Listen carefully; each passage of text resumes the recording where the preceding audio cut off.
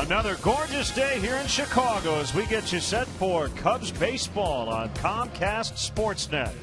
Under the lights tonight, Game 3 of a 4-game series. The Cubs hosting the San Diego Padres. And hi again, everyone. Jim Deshaies, Len Casper with you. Each team winning one game to start this series. And, JD, we're going to go back one off season, January of 2012. The Cubs made a very interesting deal acquiring Anthony Rizzo from the Padres, giving up a hard-throwing right-hander named Andrew Cashner. And we will see Andrew Cashner tonight. Always fun to follow these deals as they move forward, too. You know, top prospects for each organization. Cashner should do well in Petco Park. Rizzo certainly a favorable move for him coming here to Chicago. Chance to hit in Wrigley Field. So far, Rizzo has performed very well in a Cub uniform. Cashner's had some injury problems and essentially missed the entire 2011 season, so he's still developing. Yeah, I think that trade has a chance to be very good for both teams when it's all said and done. Cashner's pitching tonight for the Padres. It'll be Mr. Feldman, Scott Feldman for the Cubs. Feldman very good last time out, 6 2/3 innings against the Marlins as he picked up his first win of the season. Career against the Padres, he's 1-1 with a 3.92. Has not seen much of them with all the time he spent in the American League. And Andrew Cashner so far has struggled on the road, 0-6 in his career on the road. And a very hard-throwing Andrew Cashner. Soriano out of the lineup. Julio Bobon gets a start in left, and it was a rough night for Edwin Jackson last night, but the starters, by and large, were very good in the month of April. Scott Feldman to the hill tonight, looking for his second consecutive win.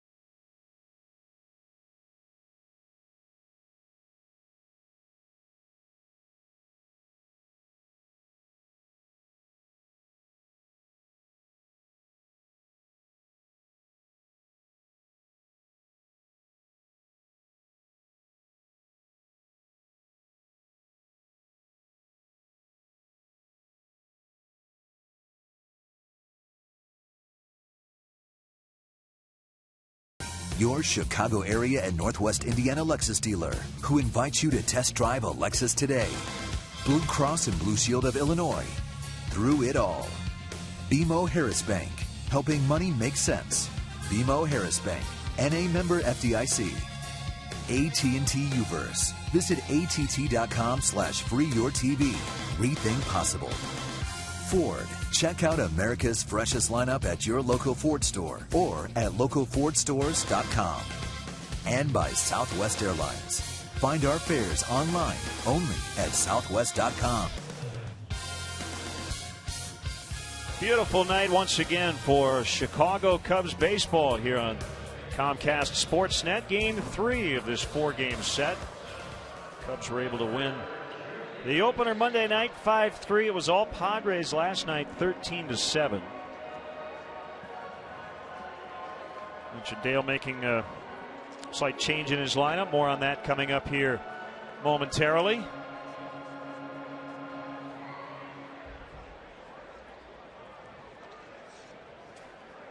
And we still have a couple of minutes before the Cubs take the field as they exchange the lineup cards. This is a long homestand here, and you really want to see this team get comfortable at Wrigley. The Cubs right now just 4-6 at home when they were winning back-to-back division titles about 5 years ago, this was a very difficult place for opposing teams to play, and that's where you'd like to get to if you're the Cubs. Yeah, and that's oftentimes the formula for a successful season, certainly a championship season. Hold your own, hang in there on the road, try to play around 500 baseball, and really take care of business in your home ballpark. Cubs looking to get on a little roll here. And, 3 out of 4 against the Marlins, have a chance to do some damage against the Padres before the schedule stiffens again. Well, good news earlier today. Matt Garza made his first minor league rehab assignment start. And really, you can basically forget about the numbers. 2 2/3, 42 pitches against Mississippi. Bottom line is he felt good after the outing. And his next one probably will be with Iowa, it appears. So we're starting to see the light at the end of the tunnel. Garza hopefully will be back sooner than later. Starting the year on the DL with the left lat sprain. So Scott Feldman getting set to face this Padres Southwest starting lineup. They set a club record at Wrigley Field, the most runs they have ever scored in this ballpark dating back to 1969. 13 last night. Cabrera, Amarista, and Headley at the top. Quentin, Alonso, Jerko in the middle. Venable, Baker, and Cashner at the bottom. Cubs defensively, Julio Borbon making his second start in left field as Alfonso Soriano gets a night off. Jesus Shearholtz round out the outfield. Valbuena, Castro, Barney, Rizzo around the horn, and Deandre Navarro behind the plate tonight for Scott Feldman. The big righty has made 4 starts. Got his first win last time out. He's 1-3 with a 3.92 ERA. He's walked 12, struck out 12. He'd like to improve that ratio going forward. Got a lot of left-handed bats to contend with in this Padre lineup tonight. And lefties are hitting .351 against Feldman as you check out the umpires. Tonight, Isanya, Carlson, Davis.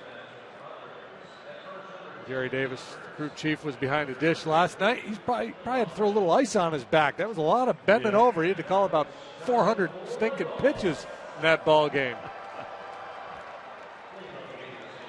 So Everth Cabrera, who's been on base 7 times already in the first 2 games of this series, will start it for the visitors. Padres have won 5 of 6 after a 5-15 start. And one of those reaches was Cabrera last night in the 7th. He got smoked with a fastball up above the elbow. And not sure we were going to see him in the lineup tonight, but he's ready to go. And so is our Lexus pursuing perfection starting pitcher, Scott Feldman. And the fastball misses outside. You see the padding guarding that right elbow for Cabrera.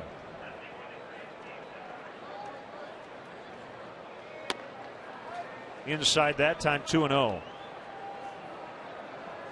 Cabrera's on base percentage .398 as a leadoff hitter, and you add the speed to it, that's ideal for a top of the order guy.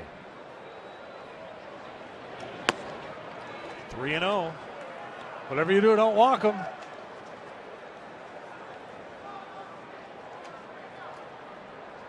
He'll be looking to run.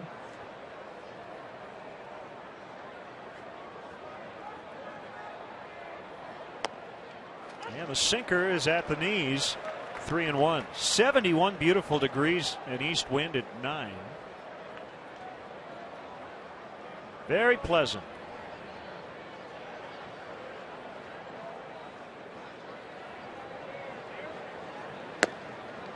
Back in it now, 3-2.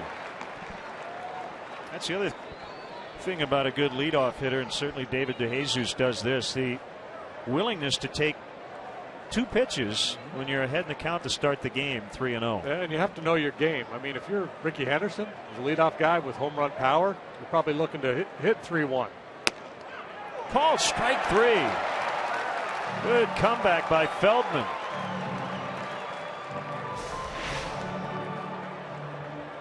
Did he get the corner or no? No. Break for Feldman. It's okay. Wasn't horrible.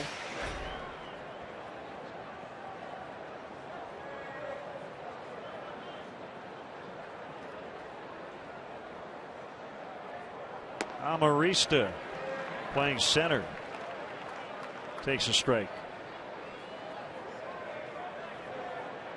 Feldman's going to sink his fastball, throw a lot of cutters as well. Curveball and a changeup. Fly ball to deep center. De Jesus with a beat on it, and he's got it on the warning track. 2 down.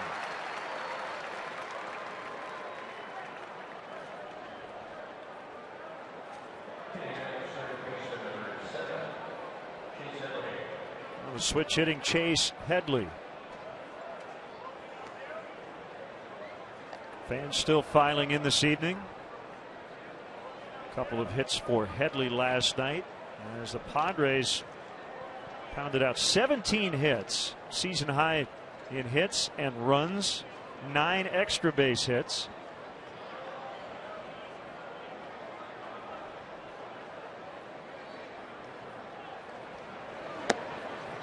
Outside corner.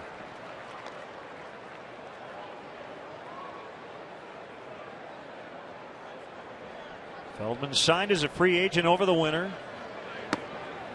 Born in Hawaii, grew up in Northern California. Went to the College of San Mateo. And was drafted in the 30th round in '03 by Texas. 1-2. Pretty nice big league career for a guy who was picked in the 30th round. Obviously, we're not high expectations by the Rangers when they drafted Scott. Turned himself into a solid major league performer. As has the guy in the batter's box right now, Chase Headley. 31 bombs last year, led the league with 115 RBIs. This is a guy who never hit more than 12 home runs in a season prior to last year. 2-2 is on the way. It's low. And he's run it full with Carlos Quentin on deck. Quentin had a huge night last night. 3 hits, 2 doubles, and a home run. You see that leap in production sometimes for a younger player as he matures, but Headley's been around a while, so it's kind of rare to see that big of a jump. Bourbon got a late break on it, and the ball will drop in front of him. So Headley shanks a base hit, and the inning continues for Quentin.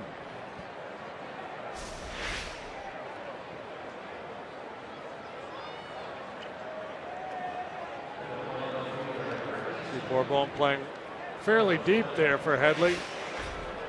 Did not get the best jump. I don't think he was going to have a play anyway.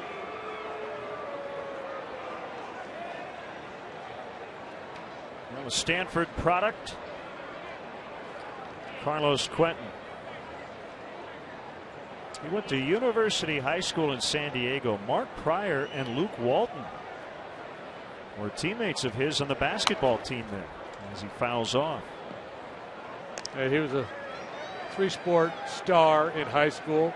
He was the defensive player of the year in football. Set records on the diamond. Basketball team won a state championship. Just ask Zach Greinke about his football maneuvers. Swing and a miss. Headley running, and the throw is picked by Barney. And Headley's safe at second with a steal. This runner's now 6 for 6 when attempting to steal with Feldman on the mound. Big, tall righty with a relatively slow delivery. Does not give his catcher a real good shot. And Headley, although his game is more power than speed, he is capable. Stole 17 bags last year, was caught 6 times.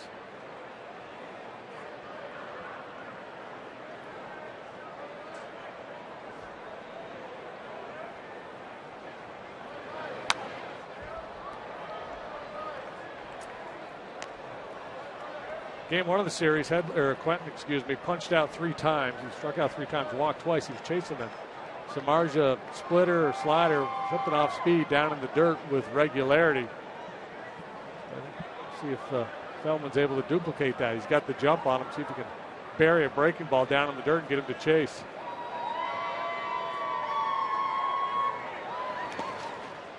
He does that, and Quentin does not chase it. Talking about his athletic prowess in high school. Before that, he was 12, 5'9", 140. And he couldn't play Little League. His parents were afraid he was going to hurt somebody. Really? Little League's not like football. You're not hitting people. Mom said the poor little third baseman would be gone if he hit it hard at him. 2-2. The third baseman just needs to play deeper.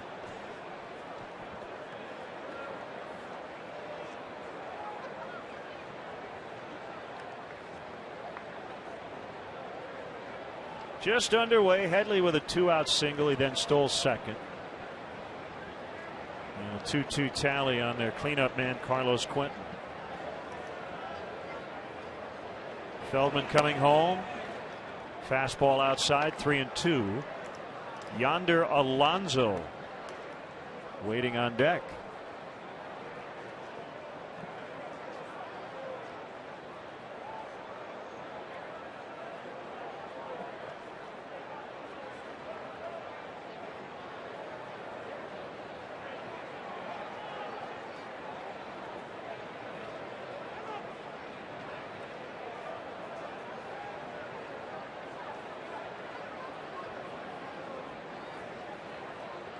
So Navarro will go through the signs once again.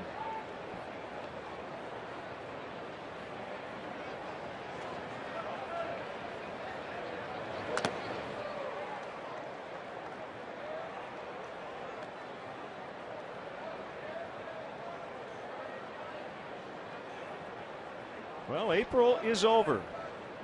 May 1st.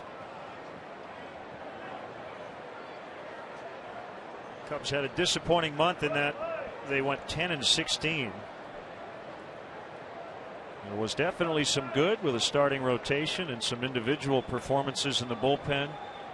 And on offense, just trying to become more consistent all the way around. On a hop, it'll be played by Darwin Barney. And that is that for the Padres in the first. They strand Headley at second. The Cubs are coming up against their former teammate, Andrew Cashner.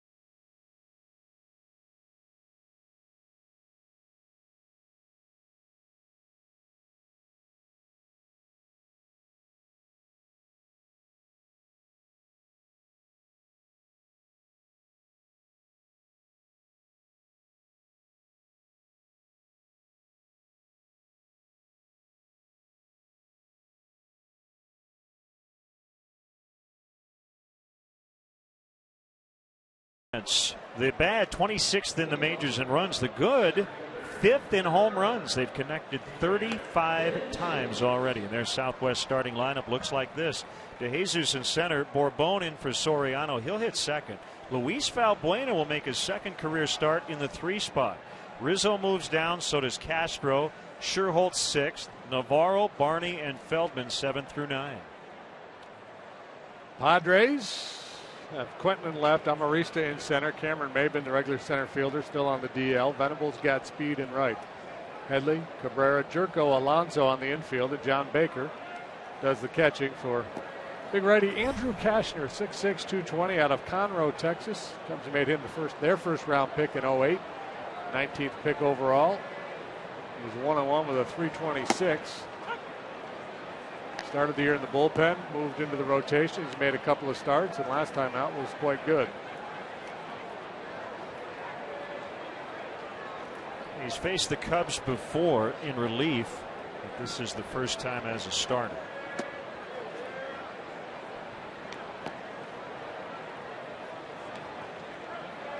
What a night for DeJesus last night. Hit rockets all over the ballpark. And the one hit he ended up with had to be reviewed. It was a home run. Lined out 3 other times, and he gets under this one. Shallow center, Amarista drifting in, and he makes a grab for the out. Cashner, an extreme hard thrower. That fastball will sit right around 95, 96 miles an hour. Been known to hit triple digits on occasion.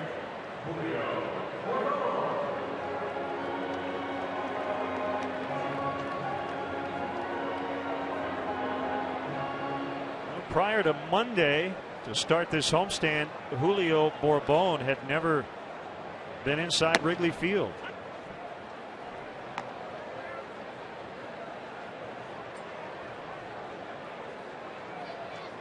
Nothing in 1 on him. Headley way in at third, and there's a ball rolled back through the box and into center.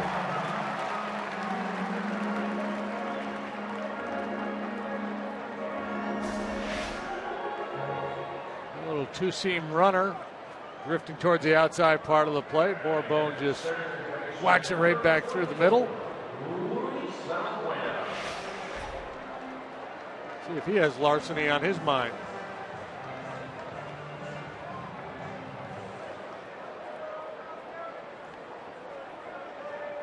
Bring up Luis Valbuena. He's hit 5 home runs.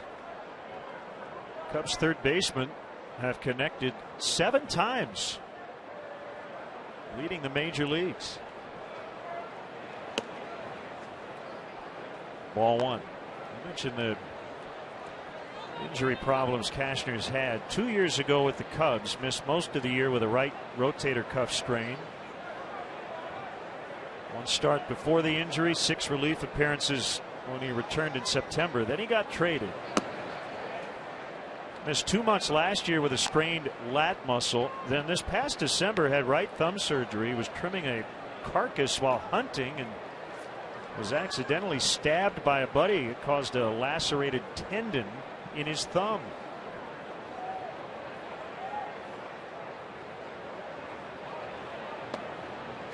Yeah, you know, if I'm a club, some of these pitchers, well, any player, but guys who got a lot of money invested in, have high hopes for, I don't know, I might write a no sharp instrument clause into their contract.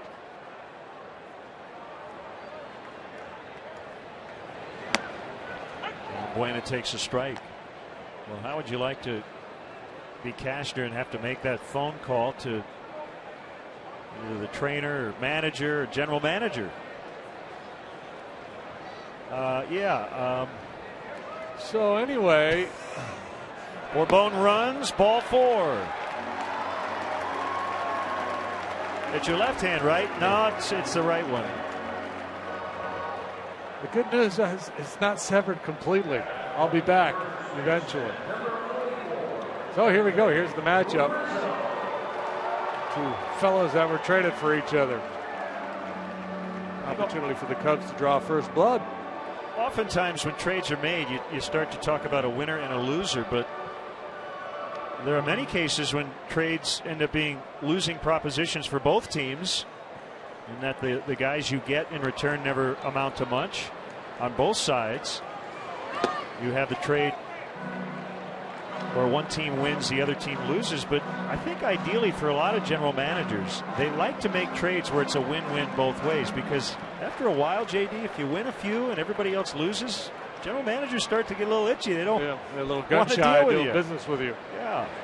I mean, deep down, right? If you win, quote unquote, the deal, you got to love it, but you got to, publicly say the right things. But the really interesting thing about this deal is it's 2 very young guys, high ceiling guys, top prospect type guys, traded for each other when they're young, and their whole careers ahead of them. The 1-1 is off the plate in. So many deals now are trade deadline deals, and it's the veteran guy who's already making big bucks for prospects. So that's a deal where there's a lot of money issues involved. Here it's a straight up talent deal. It's a frontline pitcher for a frontline position player.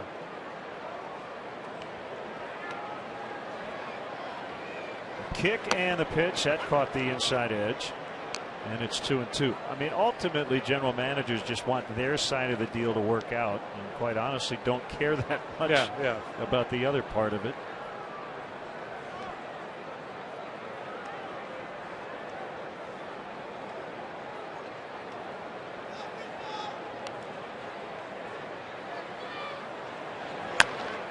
Great swing and hit foul into the bullpen down that left field line. Now, if you're the Padres, you go out and you get Yonder Alonso from Cincinnati. And in their mind, they thought, well, we've got a big-time asset now in Anthony Rizzo. Let's see what we can get for him. So you get the high-ceiling, hard-throwing pitcher. If you're the Cubs, certainly not an easy deal to deal away a guy like Cashner, but they looked at Rizzo as an everyday player as he bounces to second. But he's able to break up the double play. He hustled down the line and keeps the inning alive for Castro. So they only get one at second.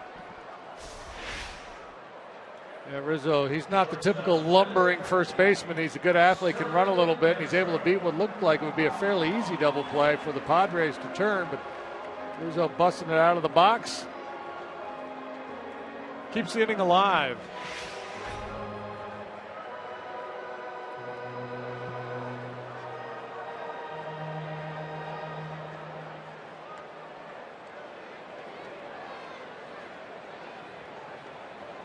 Castro down from 2 to 5 in the order. I don't think there's really anything to that other than Bourbon in for Soriano, and Dale liked him in that 2 spot. So 4 straight lefties just started, and Castro here in between Rizzo and Scherholtz.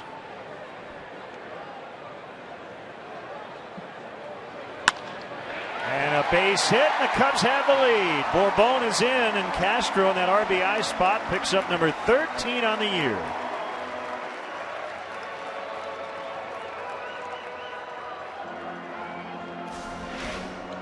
Castro, like Bourbon, just shooting the ball right back through the middle of the diamond. Good solid single. Little assist there to Rizzo. Again, busting it down the line, keeping the inning alive.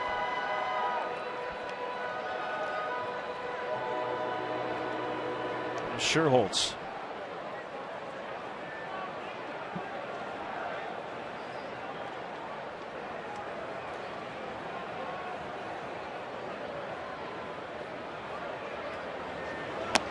Yeah, you know, baseball probably has enough stats, but you know, if there was one for double plays averted, DPAs, there you go. A good DPA right there by Rizzo. Keep the inning alive. Those things that won't show up in the box score. Pitch. Low and outside, 2-0. See his agent taking that one into arbitration. Hey, my man, he had 13 DPAs last year. It's got to be worth something.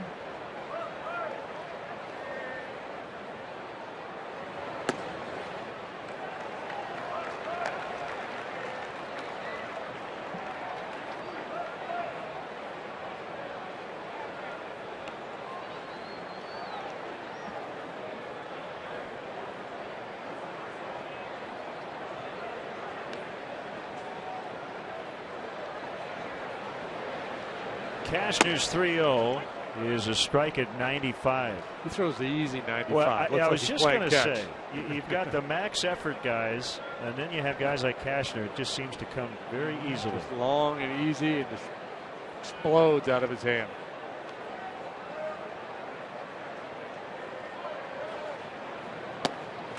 Bases loaded for Dioner Navarro. Second walk of the inning.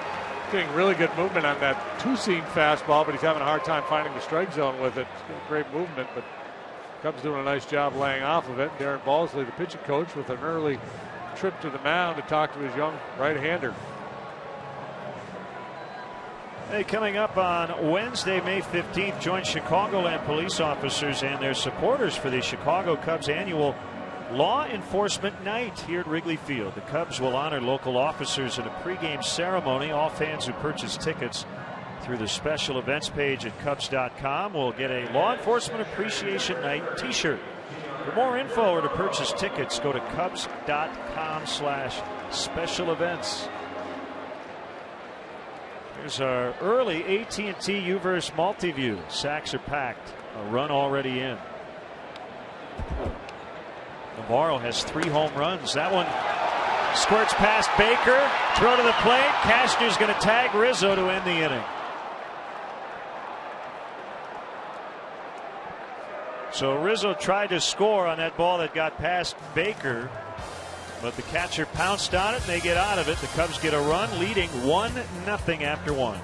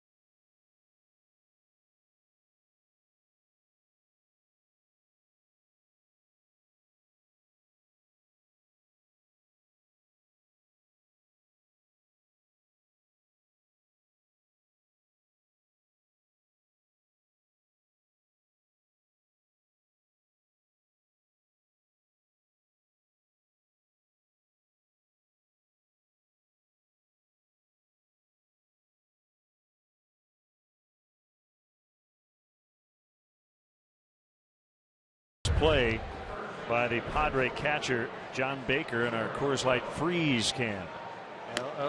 Late break there by Rizzo. He kind of, you got to come down the line with the delivery.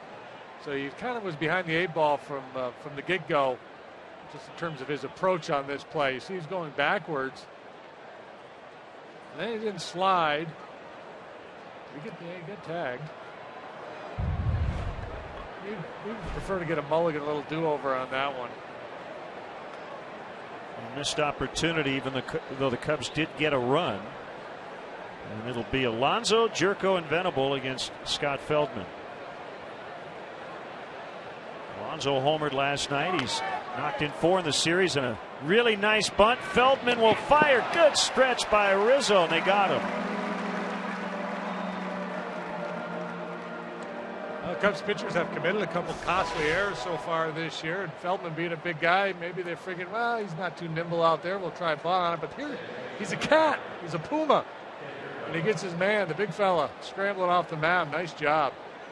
And Feldman with 3 errors already. Yeah, so that's one of those things. You're looking at the stat sheet, you're the Padres, and your advanced scout has watched him play. So, hey, this guy might be worth pushing a bunt on, see if he can make a play. The rookie second baseman Jed Jerko takes a strike. Go ahead 2-run double last night early in the second.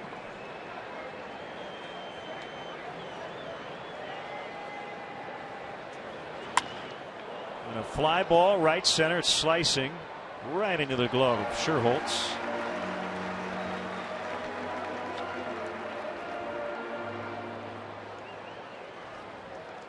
Two away, and now the struggling Will Venable. He's 0 for 16. Actually, a couple of guys trying to break overs. Venable hitless in his last 16. Baker on deck, 0 for his last 12.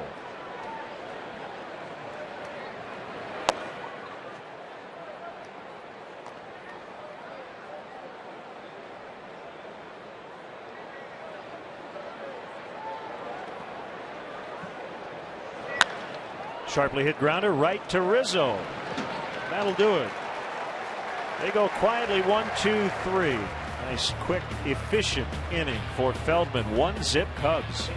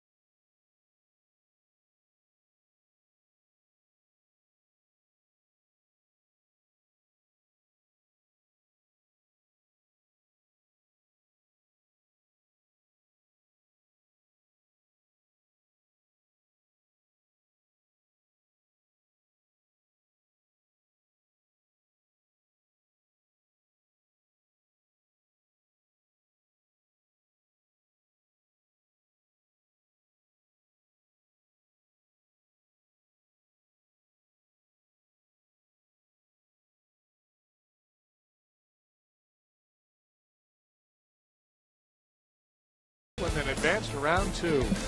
Tune in as the playoffs return to the Madhouse for Game 6. Join Neil and Stacy for Bulls Nets Game 6 tomorrow night at 6:30 on Comcast Sports Net.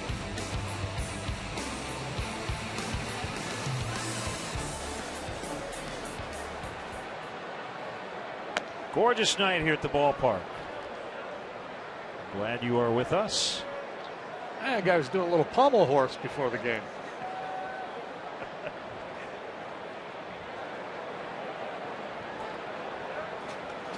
With the Ham brothers, the Olympians, right? Midwest guys. I always had that set of pommel horse trading cards. They were always the guys you wanted more than any. Ball one on Navarro. He was at the plate when Rizzo was out trying to score on what would have been a wild pitch had he been safe. 2-0. Cashner working behind in the count here early on a lot. Having a hard time harnessing his stuff. The advantage he has, and guys like him, because they throw so hard, they can make mistakes in the strike zone, more mistakes in the strike zone than most. Big swing by Navarro. It is 2-2. I think he's trying to get that two-seam fastball under control, because I think that's a pitch he can get quicker outs with. The two-seamer he can start towards the middle of the plate, let it run to the outside edge against the lefties, and maybe get a weak fly ball or ground ball. He's doing a nice job laying off his changeup too. His strike to ball ratio basically 1-to-1 here early on.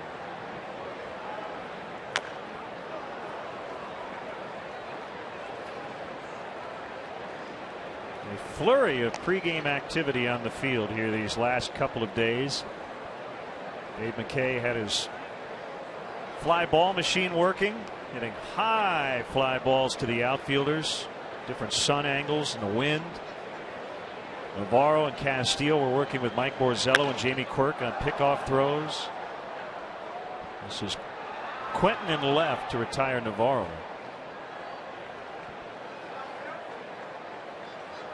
Well, you get nice days like we've had the last couple of days, and with 7 o'clock starts, you get a lot of work done in the afternoon. Yeah, you know, it used to be the tradition in baseball. You showed up at the ballpark, came out for stretching, took some BP, went back in the clubhouse. The other team took BP. Then you came out and took an infield practice, and then, you know, then the road club would. I mean, that doesn't happen anymore.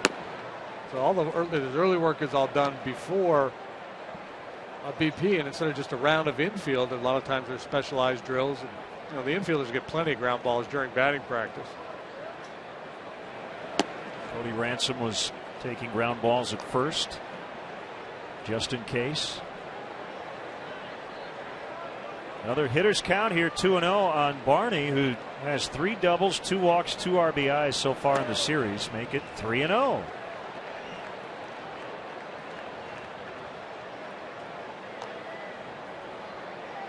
Cubs have not been the most patient team, far from it so far this year. They don't draw many walks at all, but they took 2 free passes in the first, and now Barney working his way into a favorable count.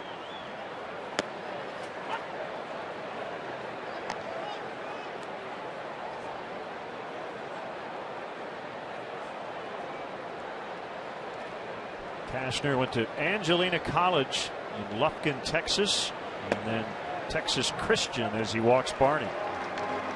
Bring up the pitcher Feldman. 3 walks already for Cashner.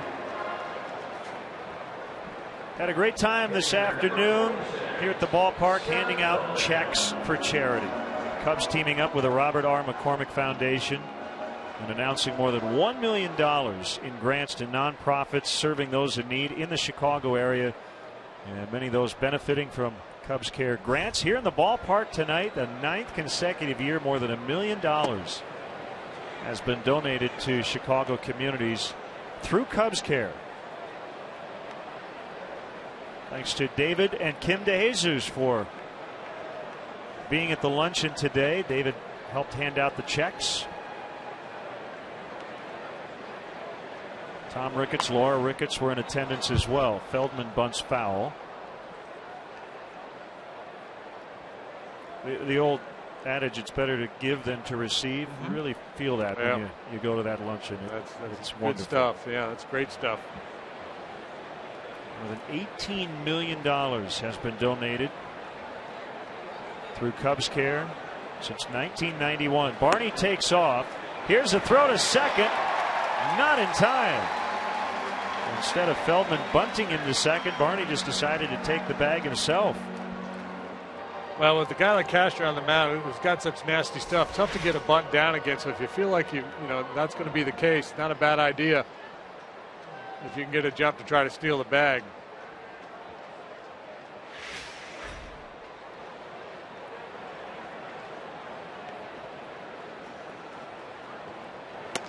So now Feldman will try to knock him in.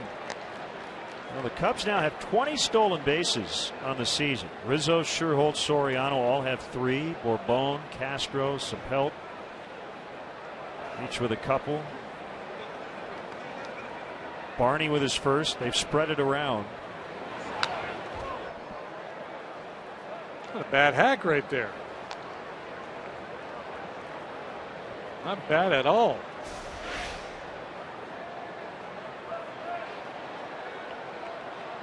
That looked legit. It's on a 96-mile-an-hour fastball.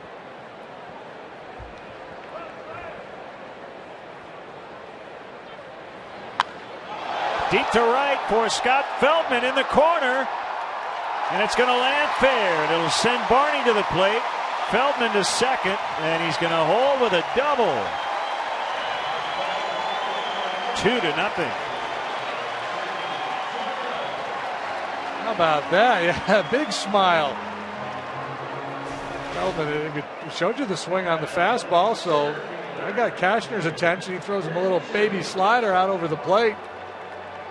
Feldman was right on that. So he made the outstanding play in the field. Now he delivers a run-scoring double. He's well on his way to being the player of the game. The player of the first 2 innings, anyway. Well, that's a great point. He got the slider simply because of the way he swung at that previous pitch. Yeah. So I better treat this guy like a legit hitter. I'm going to throw him a little breaking ball.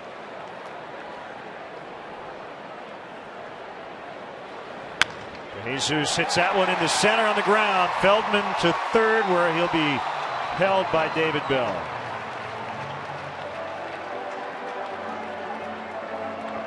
Well, the cliche in baseball, and there's like a billion of them over the last decade or so, has been, what a good piece of hitting. But we've seen it 3 times now, these hitters going right back through the middle with Cashner's fastball, not trying to pull that thing, that 2-seamer running away, just staying on it.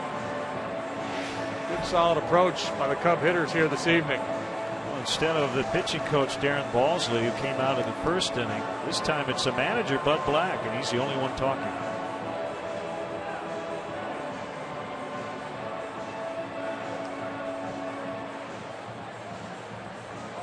Yeah, he turned to John Baker and said, let's go. I get a feeling that there's a game plan, a strategy they had in place in terms of how they wanted Cashner to attack the Cub hitters tonight, and I think Buddy's happy with the way they're executing that plan. That's just a guess. He just went out and said, try throwing your knuckle curveball or something. I don't know. It's just my guess. It's as good as anybody's.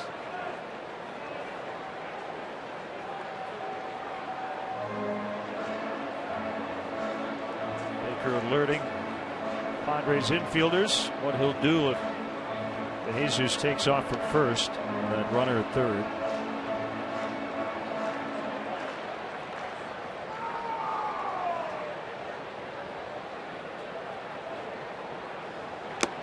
Final tip, 0-1.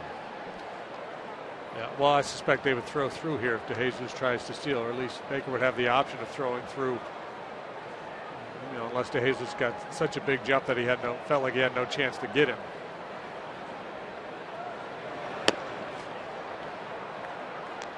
Sometimes in this situation, if there's a speedy guy on third base and you feel like you have little chance of throwing that guy out at second, you'll just hold the ball. But with Feldman being the runner at third, my guess is they would throw through. 0-2 to Bourbon. I got a feeling that Bud Black said, stop trying to be so crafty and start pounding four-seam fastballs, because that's what's going on here.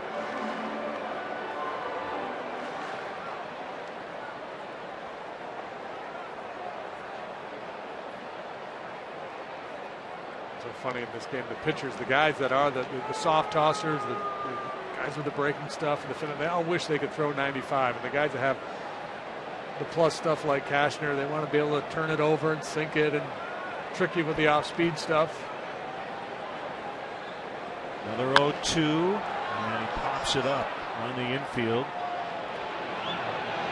It's Chase Headley.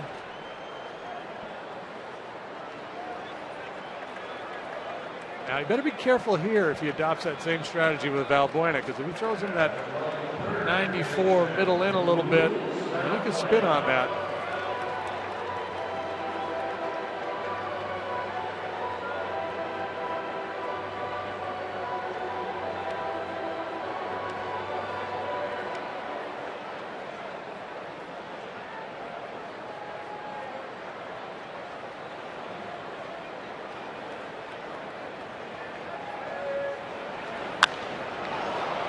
High in the air, right field, Venable puts it in his pocket to end the inning. Scott Feldman with his second career double, making it 2-0 Cubs.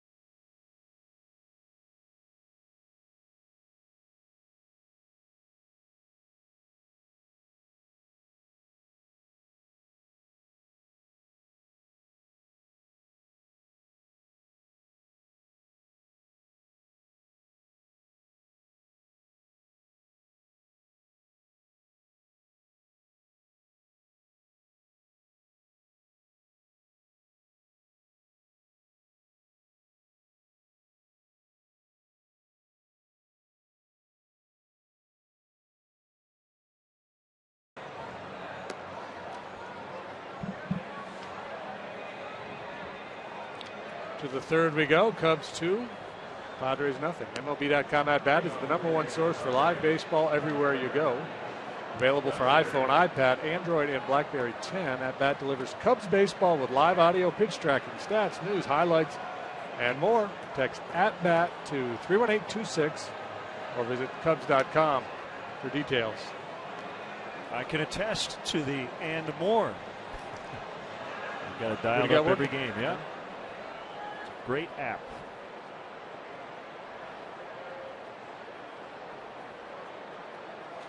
So Scott Feldman with his second career double and RBI. He has a 2-0 lead. He'll face 8, 9, and 1, starting with the catcher John Baker. And Cunley with a good series to this point. Now, Yasmani Grandal on the not on the disabled list, the suspended list. He had to sit out the first 50 games because of a positive PED test over the winter. So he won't be eligible to return until, I believe, late May.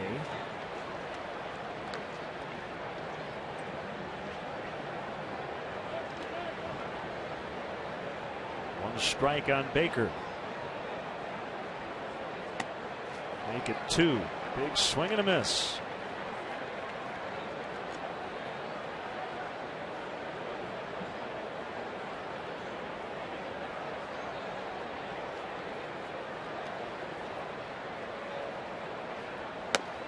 and he got him.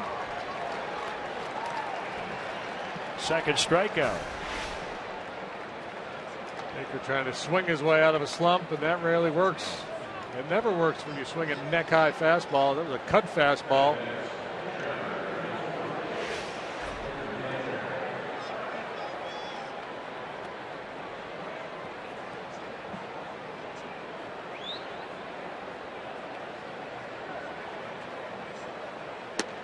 Cashner takes a strike.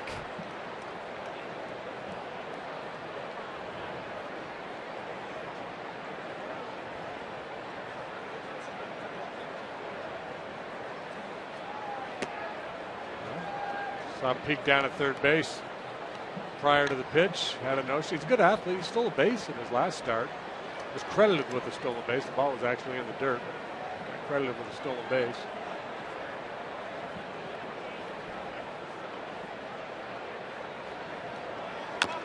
According to Elias, first guy to get all three, a single, a stolen base, and a run in his first win as a starter since 1969, when Bart Johnson did it with the White Sox.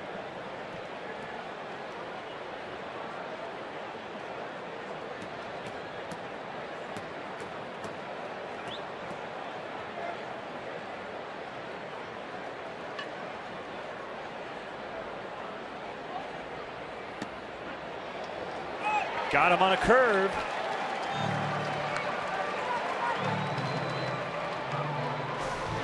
Third strikeout of the night for Scott Feldman. Locks him up with that breaking ball, and it settles into the inside part of the plate down around the knees.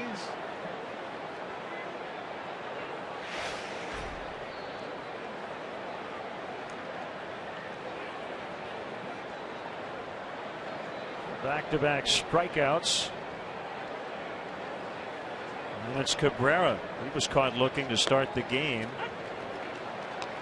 Started that at bat 3-0. And the next three were called strikes.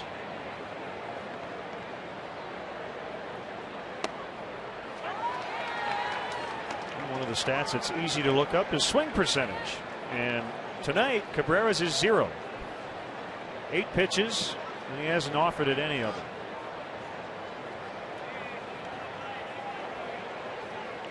Probably hacking here then. Oh, wow. They get 9 pitches, and he has not swung. Feldman strikes out the side in the third.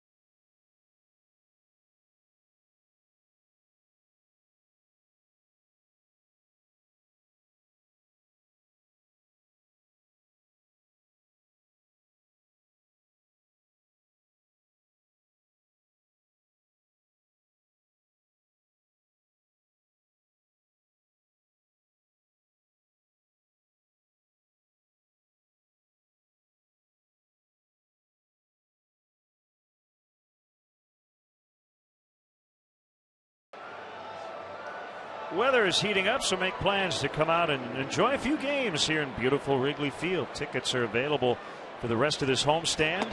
This weekend, the Reds are in. Next week, the Cardinals, the Rangers on Monday, in that makeup game. For more info, including group plans, Budweiser bleacher availability, and premier options, go to Cubs.com. Well, we got 7:05 on Monday. Yep. Reds are off tomorrow. They'll have an off day here in Chicago as Rizzo wraps one into center past Cashner. And he's on. What a trade! Once again. And our up the middle theme continues. This one just beyond the reach of Cashner. Couldn't react quickly enough to this solid line drive off the bat of Anthony Rizzo. His hustle was a key in that first inning. Beat out the double play ball, kept the inning alive.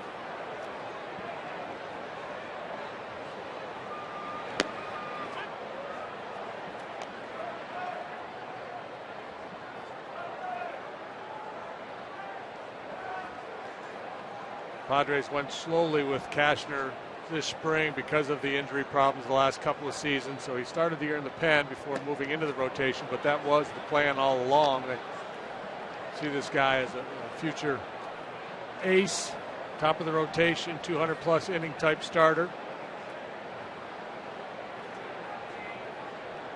I think that has been or was the question. Closer type or top of the rotation starter. Rizzo just took off for second. He was almost standing on second before the pitch even hit the catcher's mitt. Look at that jump.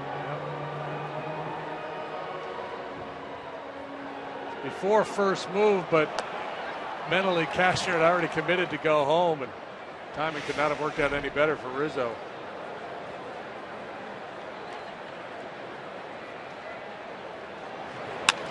Ground ball to the shortstop. The throw's going to go to third. Safe! He got in.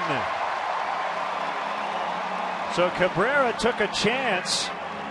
Very tight at third, but Rizzo got his foot in.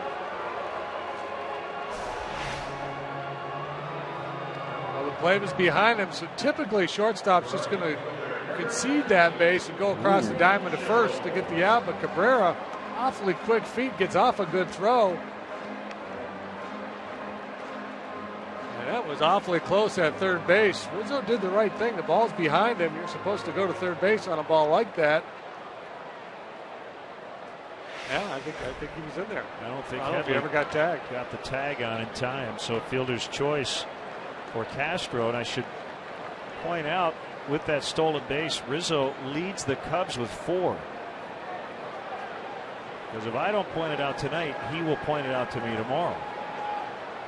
Did you mention? Well, he'll say, yeah, you know who leads the team in steals? First and third, nobody out. And who's among the club leaders in double plays averted? Since we started officially counting that stat, Rizzo leads the Cubs with 1 DPA, double plays averted.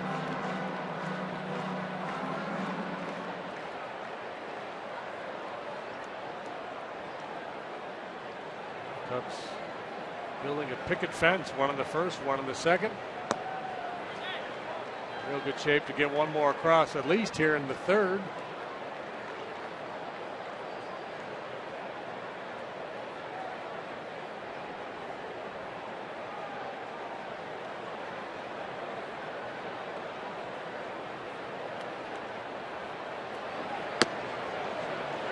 That's a strike.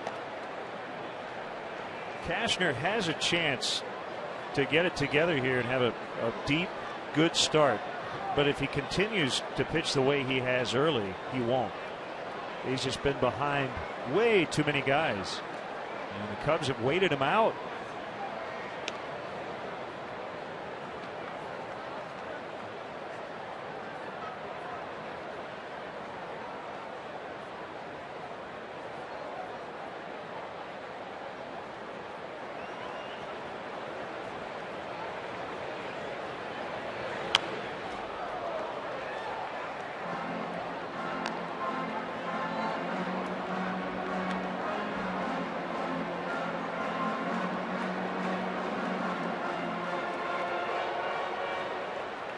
2-2 on Scherholtz. Early enough in the game where the Padres will play for two and concede a run here on a ground ball. Big first out for Cashner as he strikes out Scherholtz. Believe it or not, that is his first strikeout tonight. Good elevated two-seam fastball, a little run. He just beat Nate. Now Navarro. He flied to left his first time.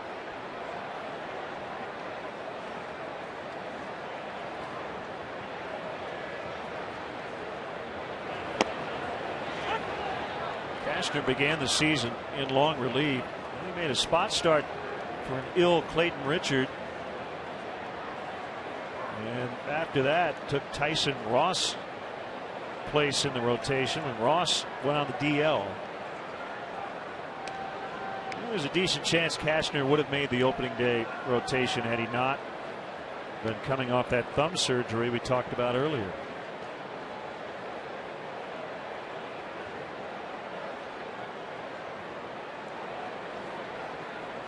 Here comes his 0-1, fouled off. 0-2. Yeah, somebody else got hurt in the hunting incident, right? Trying to butcher a deer or something. I'm blanking, but I think you're right.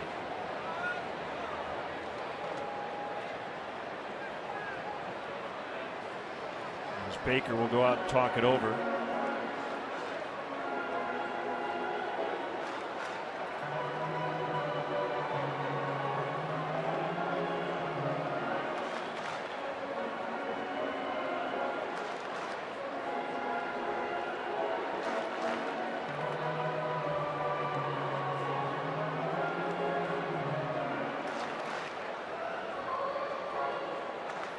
Guys are grinding tonight, boy. Conversation.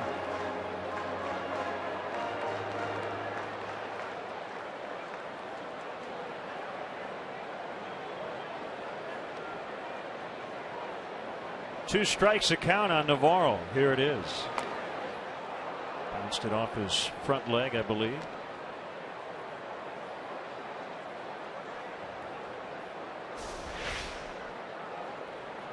Try to pull the hands in to get that cut fastball that was moving in on him.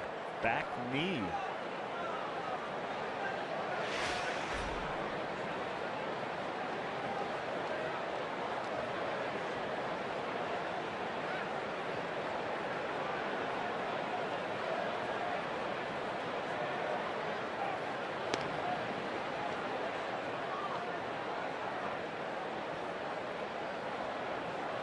Look at that pitch count, 63 pitches already as he works here in the third inning with just one out.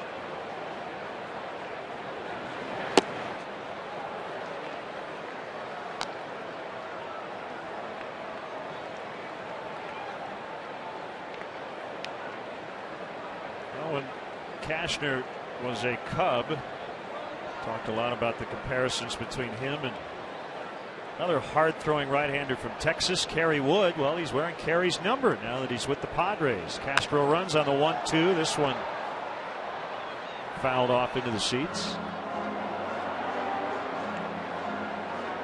Well, in football they talk about coaching trees. I guess in baseball too, to a certain extent, guys who managed and then coaches that coached under them became managers.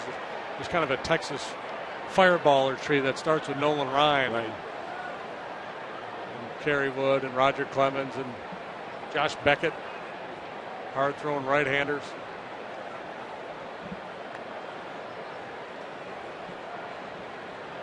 So the baton has now been passed to the likes of Andrew Cashner. Another 1-2. Castro not running. The ball gets by and it comes right back to Baker. This time Rizzo heading back to third. He would have been out by 40 feet. Castro did advance, by the way.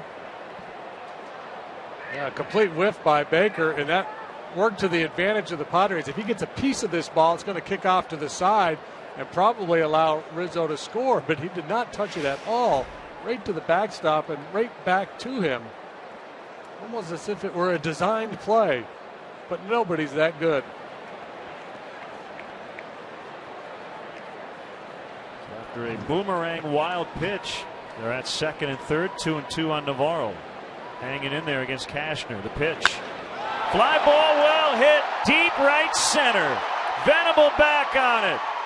Can't make the catch. 2 runs will score. And Navarro has a double.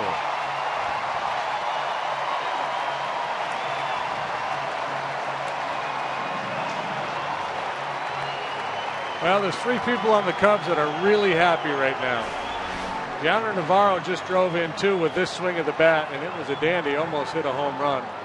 Scott Feldman now has a 4-run lead, and Anthony Rizzo could just jog home from third base on this ball. There was no drama on this pitch.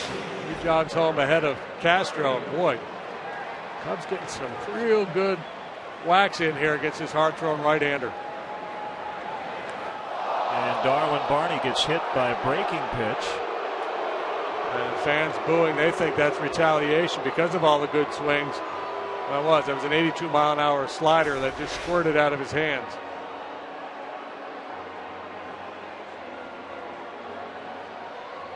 And he really has been essentially a one-pitch pitcher tonight in terms of anything he can throw over the plate with any regularity. So the Cub hitters can go up there basically disregarding the slider or the changeup and just sit fastball.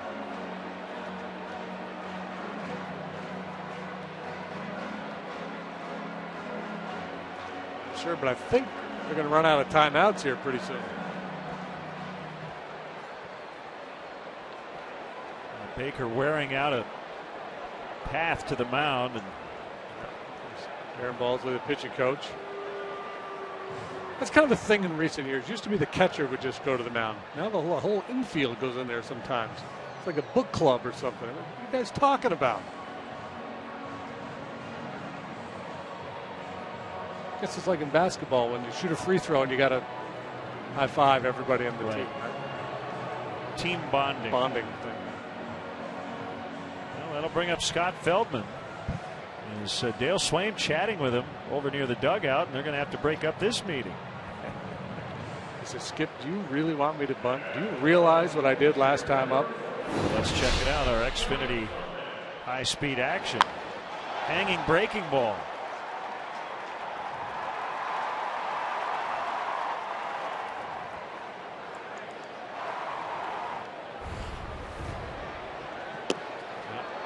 Almost got by Baker as well. The conversation, I'm sure, between Dale and Scott was, what do?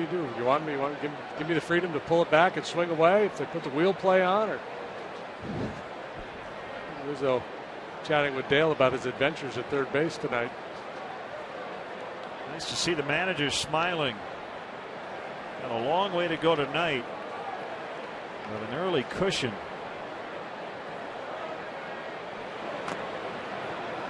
Bunted foul.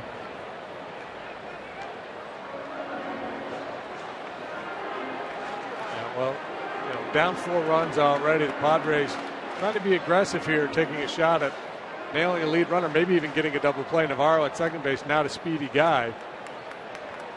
That first pitch they had the wheel play on. Second time they faked it.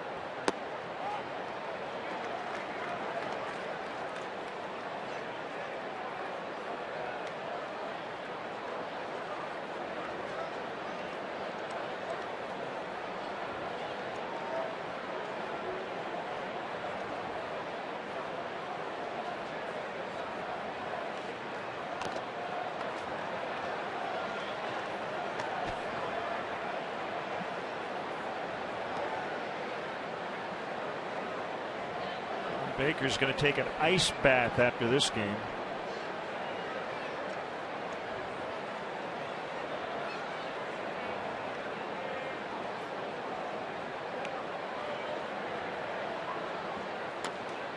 Feldman gets it down with 2 strikes. And Cashner will fire to the second baseman, Jerko.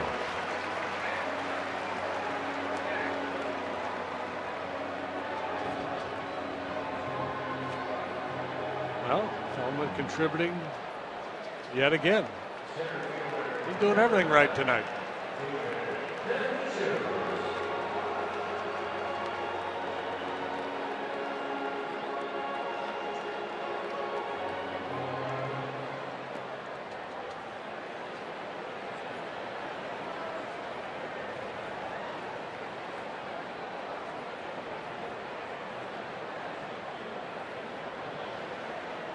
Second and third in the dirt.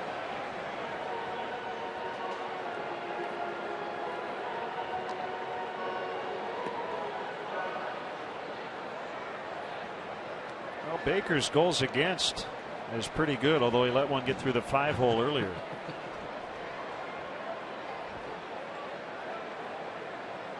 Yeah, they've been swarming around the net all night long. 1-1. Well, for the first time all year, the Cubs were in a ball game last night decided by more than 4 runs. Unfortunately, they were on the wrong end of that one.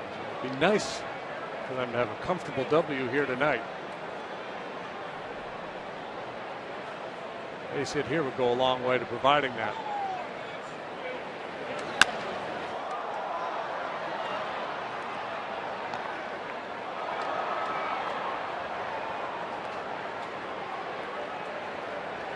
Back the shoe.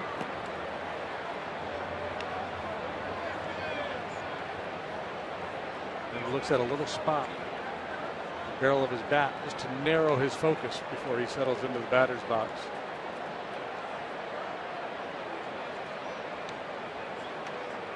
David ready. Here comes a 1-2 pitch.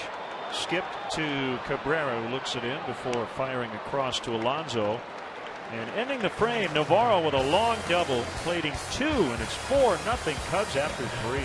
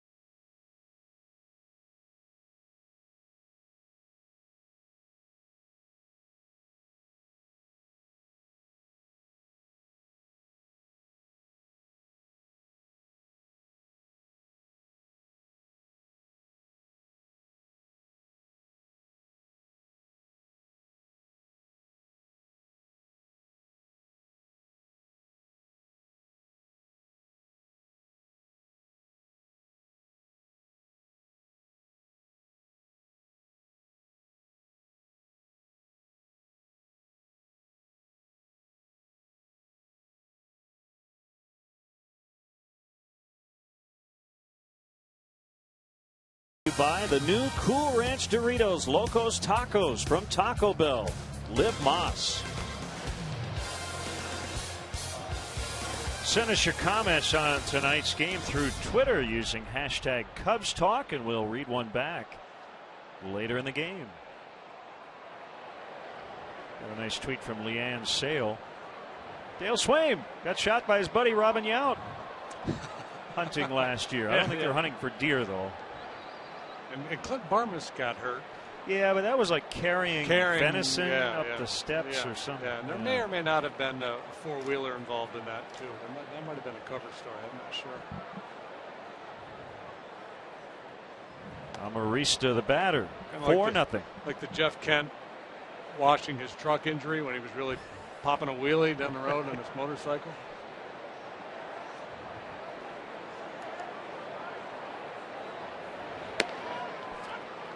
Called strike, 1-1. Feldman gave up a first inning single to Chase Headley, and that's it.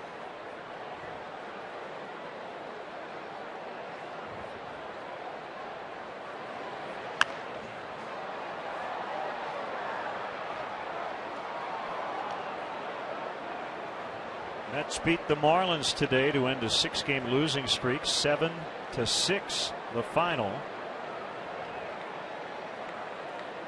So they avoid the sweep in Miami.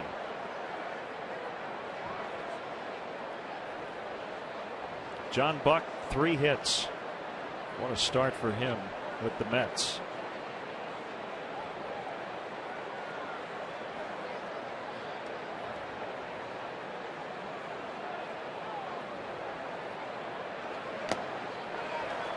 He struck him out. More news and notes from around baseball. Tim Hudson got his 200th career win for the Braves yesterday. Even though the Brewers lost at home today to the Pirates, they still have dominated them at home since 2007. Oakland last night won its 13th in a row against the West. It started the year 5-0 against the Angels, but the Angels turned the tables today, 5-4 the final in Oakland. Mark Trumbo homering for the 3rd consecutive day. Howie Kendrick and Mike Trout also went deep. Tim Hudson has those 200 career wins and less than 100 losses. It's one of the best winning percentages all time.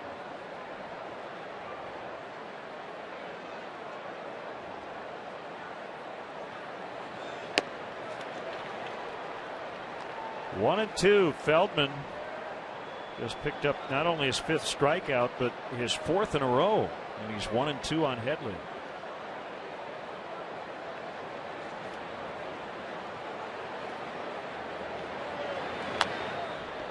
That right there, that elevated cut fastball in on the left-handed hitters has been a swing and miss pitch for him tonight. Headley got a piece of it to stay alive, but he's got 2 or 3 swings and misses way up with that cut fastball. So you can see where the pitch tracks there. He's moving the ball around the strike zone, in, out, up, and down, not allowing these Padre hitters to lock in on any zone.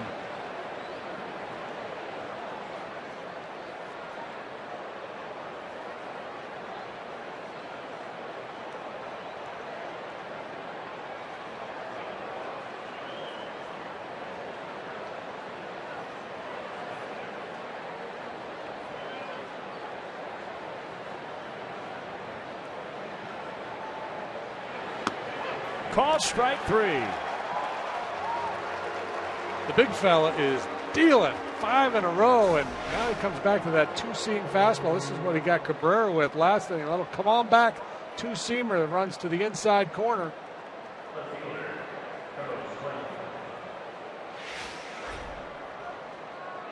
Whereas Cashner's got the big fastball, 96, 97 mile an hour heater. Feldman is really putting on a clinic, the craft of pitching here tonight.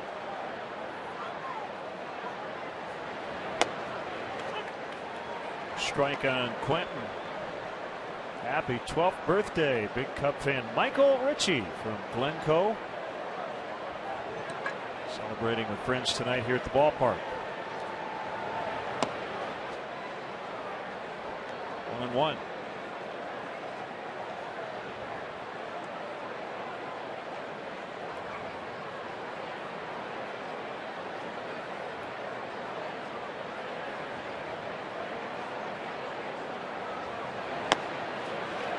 Going to strike everybody out? Like Eddie Feigner. Starting to feel that way. Michael shares a birthday with the great Heine Miney. Oh, really? Yeah, he was a pitcher for the Pirates back in the 30s.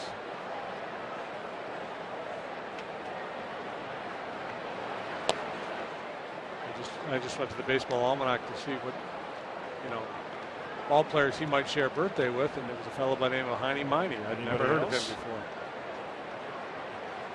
May 1st, huh?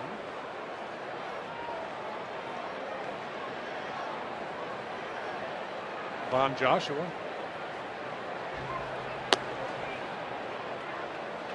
Former Cubs hitting coach, Von Joshua.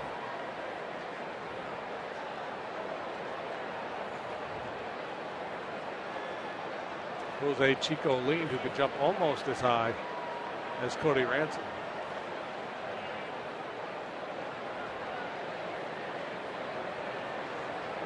3-2, swing and a miss. Back-to-back innings. Scott Feldman striking out the side. They haven't put a ball in play since the second inning. We go to the last of the fourth. Cubs lead 4-0.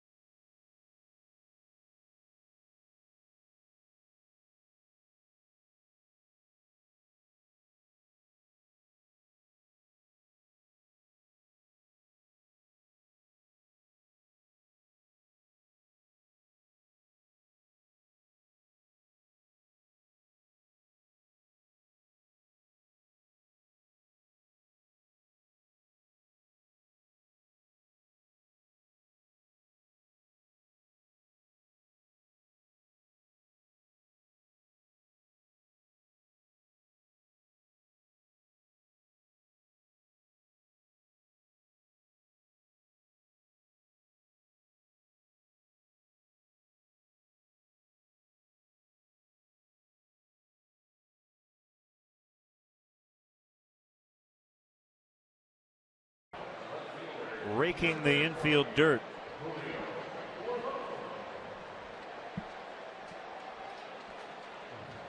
And somebody brought us cheesecake. How about that? Yeah, thanks, Rick Fuse from the grounds crew, the Menards grounds crew. Noticed that you were eyeing the cheesecake. Oh, I did. I was talking to Rick in there. Yeah, I saw. So, I said, I'm not going to do it. Go. Now you got to eat it. Julio Bourbon takes a strike. Cubs with a run in the first, another in the second, two more in the third.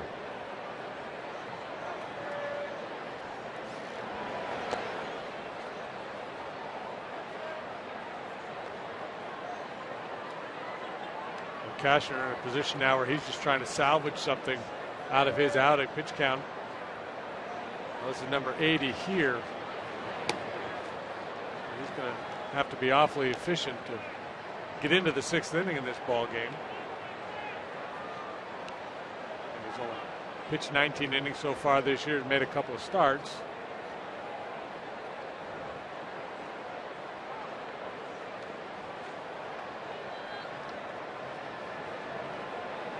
Get real-time info, including pitcher gas gauge, stats, tweets with Cubs in-game live only at csnchicago.com. Brought to you by Comcast Business Class.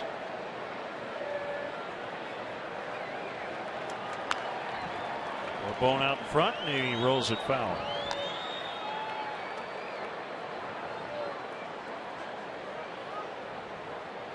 Kudos to the athletic trainers of the Washington Nationals.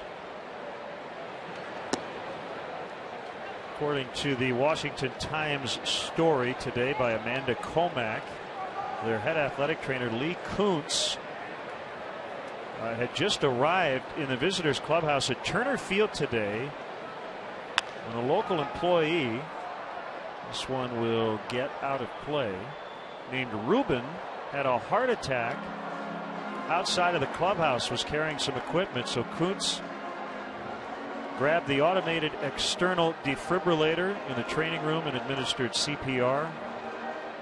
Ruben was not breathing at the time, but they were able to revive him and were with him until paramedics arrived. So at last check, he was in the intensive care unit, but alive.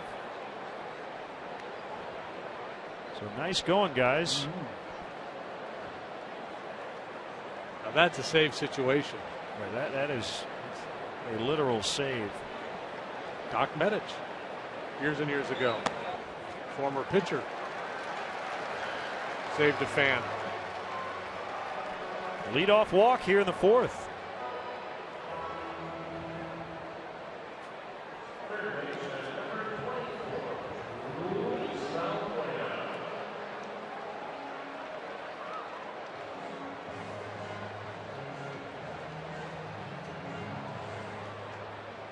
Valbuena in that 3 spot tonight has walked and flied to right.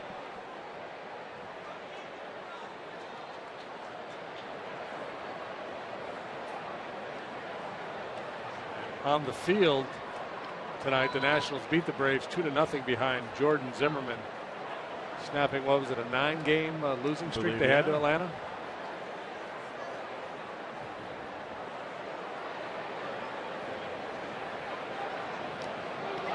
Throw gets past Bourbon on his way to second.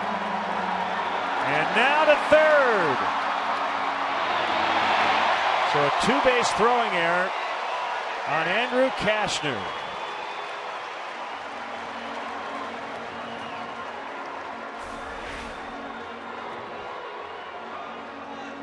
Errant throw. Alonso cannot reel it in, and then Bourbon's off to the races. Man, we've seen a lot of miscues out, pickoffs at first base this year. Ideally, he just should be picking up David Bell there. He was able to make it all the way to third base, but instead of peeking over his shoulder, just find your third base coach. Infield in, Valbuena fouls.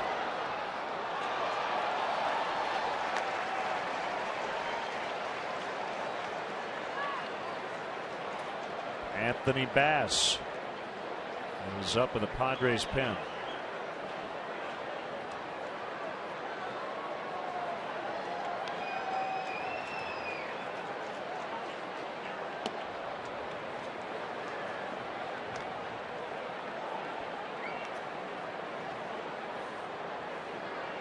Lance Lynn got his 5th win today, 4-2 victory over Cincinnati. Reds offense really struggling as they come to town on Friday for the weekend.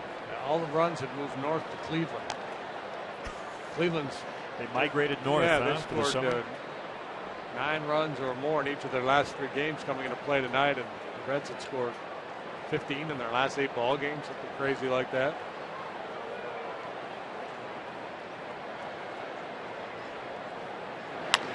Ground ball to the shortstop. Bourbon will score as Cabrera throws and gets Valbuena. Luis will get an RBI, 5-0. See, they're in a little bit in the middle of the diamond, but not all the way in. And with Bourbon's speed, Cabrera has 1 play.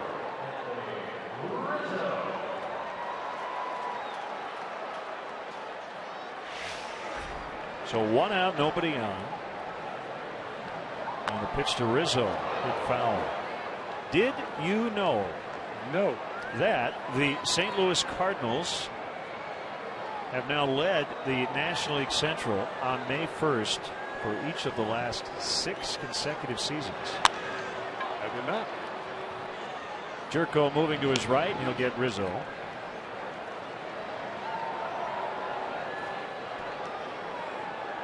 Lance Lynn, the first 5-game winner in the National League.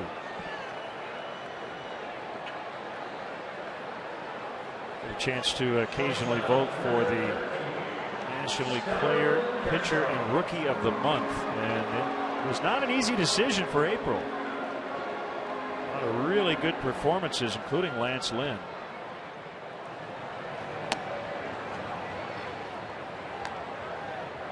Player of the Month's probably going to come down to Bryce Harper and Justin Upton.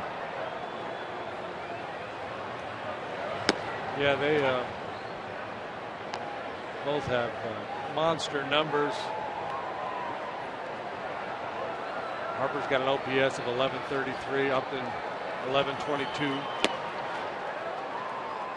You mentioned Carlos Gomez of the Brewers had a fantastic April. His OPS is up over 1,000.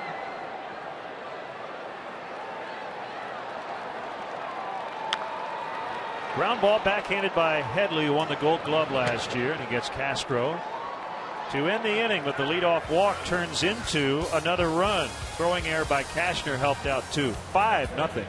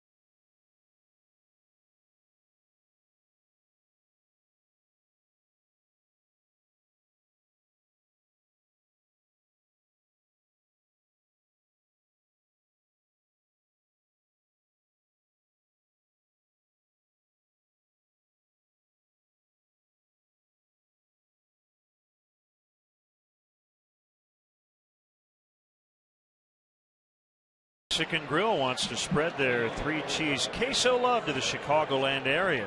Opt into Qdoba's mobile club by texting Q to 50500 to receive free chips and queso. Time now for our Cubs insider Patrick Mooney, brought to you by Nationwide Insurance agent Jeff Vukovich. Visit jeffvuk.com. Nationwide is on your side. Cubs leading 5-0 tonight. Patrick, always a pleasure, and it's never boring around the ballpark. Big day today in terms of the ballpark renovation, or really more appropriately the ballpark restoration. Exactly. They got JD up early today, and it's pretty interesting. Anything for a free cup of coffee, I'm in, man. Exactly, but you kind of 1-0 to Alonso, and that's hit to deep center, and Jesus will make the catch. I think the one thing Theo has kind of said throughout this process is that it's going to take lots of crazy twists and turns to probably wind up in the place, a good place where everyone thought they'd be. And I think today was another one with, Tom Ricketts was asked a direct question about what do you do with the rooftops, and he said, well, if things continue a certain way, we'd have to at least consider that, which was only significant because that was the first time he's kind of acknowledged that. I think a lot of people had kind of was wondering when that was coming, and we heard it today. See some of the renderings of those ballpark changes. That's high from Feldman, and I know Dale was asked earlier this week about the clubhouse, and that's the one thing the players think about is how it affects their daily lives. The other part of it is that I found interesting about the new LED board is that there'll be literally some new lights added to the outfield. Some of the feedback the Cubs got from their players was they would like to add some more lights in the outfield. That's what Tom was saying today, that some of the player feedback was one in those power alleys there. It's hard picking the balls up at night, and also the weight room there. You guys have seen it. That players have said, my gyms at home are bigger than this. And I think while opening day 2014 is becoming less likely, I do think it's not just the clubhouse where they can hang out. It's the training rooms, the medical facilities, the batting tunnels to get ready if you're a pinch hitter. So there's a lot to this. Right, it's not just creature comforts. It's just now more space and comfortable chairs. It's actual baseball prep stuff. Right now, if you're a Cub and you're getting ready to pinch hit late in the game, and Tom pointed this out this morning, you're putting a tee up in the clubhouse and dropping down a net and whacking the ball into a net. Everybody else in baseball has got an indoor cage where you're in there hitting off a live arm or a pitching machine, and it's a completely different feel when you got to come in and face Aroldis Chapman or somebody throwing 100 miles an hour and you're prepping that by hitting off a tee. I mean, that's absurd. I think Theo and Jed, when they first got here, they thought it was a joke when someone explained it to them. They said, really, you drop down a net like that? And they had no idea, even coming from Fenway Park. 8 strikeouts now for Feldman, and 2 outs in the inning.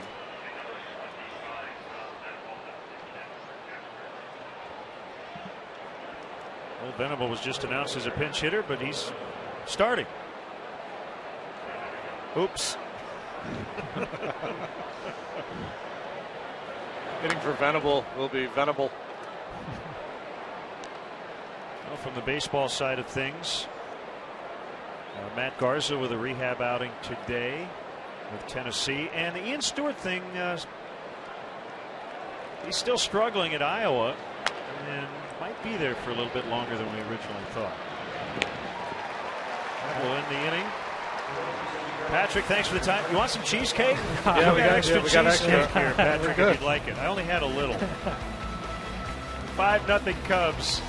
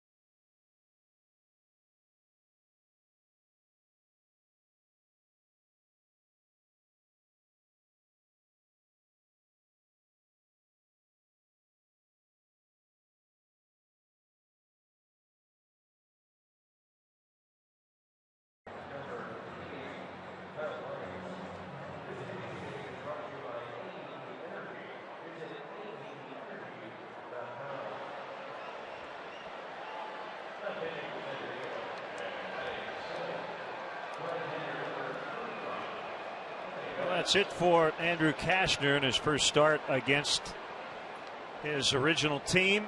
So a double switch here. Kyle Blanks comes into play right, and he'll hit 9th. And right-hander Anthony Bass.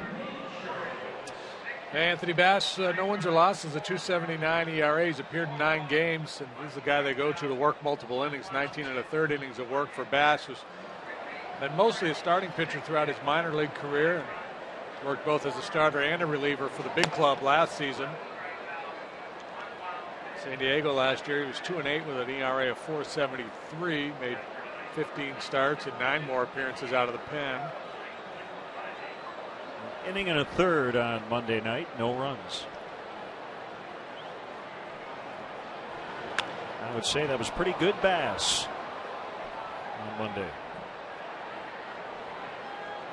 Blanks makes a catch, 1 out. Cubs Authentics, your premier outlet for all MLB authenticated Cubs memorabilia, from game used balls, bases, jerseys to autographed bats and photos. Cubs Authentics has the most exclusive Cubs memorabilia. Visit the Wrigley Field Concourse, the Cubs store across from Wrigley, or Cubs.com/authentics for all your Cubs memorabilia needs.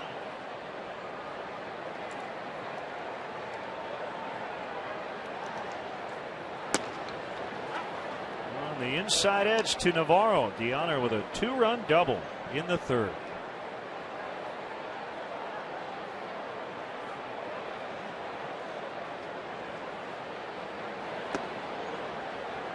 We did not see Andrew Kashner anywhere near his best tonight, and the Cubs were able to take advantage. Got to appreciate their patience tonight against a guy who, as you said, didn't command a whole lot. Now they set the tone early, a couple of walks in the first inning to go along with 2 base hits. He just never settled in. His stuff was good. He was throwing hard. That deflects off the pitcher to Jerko, the second baseman. And they get Navarro. Yeah, I think it's just been a great approach for from the Cub hitters all night long. We showed you those base hits up the middle. Here again, Navarro hits the ball hard right back up the middle. Only he doesn't get rewarded for it because Bass gets in the way. Jerko there to handle the rebound and throw him out.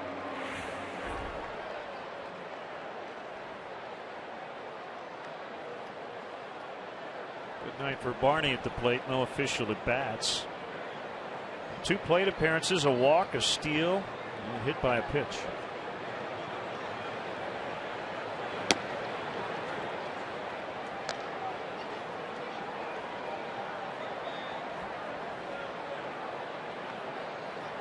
Minnesota beat Detroit 6-2. Tigers' 5-game winning streak. Kaput.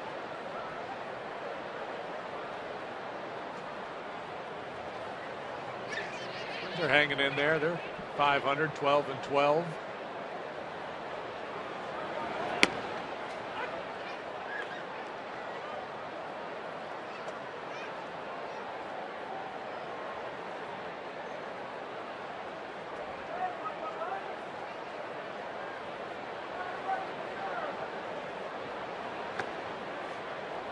There's a tally, some 50 home runs hit in the major leagues yesterday. Is that right? There was a bunch of them, yeah. 7 in the Cleveland Philly ball game. Well, I saw the major league record, for the entire major leagues. Most strikeouts ever in the month of April. So homers and strikeouts as Barney flies out. And Bass with a 1-2-3 fifth. The first time the Cubs haven't scored tonight.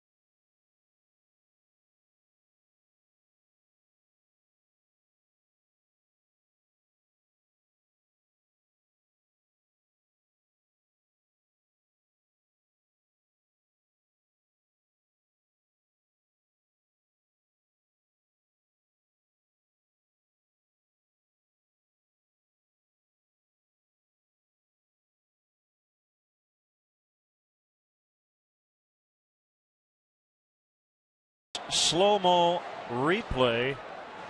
Padres catcher John Baker is a walking contusion tonight. You made the analogy earlier to a hockey goalie, and some of his actions have looked very much like a goalie. That first one, he threw the leg out there to try to make a kick save, and just a little exasperation in the eyes there, I think, after that last wild one.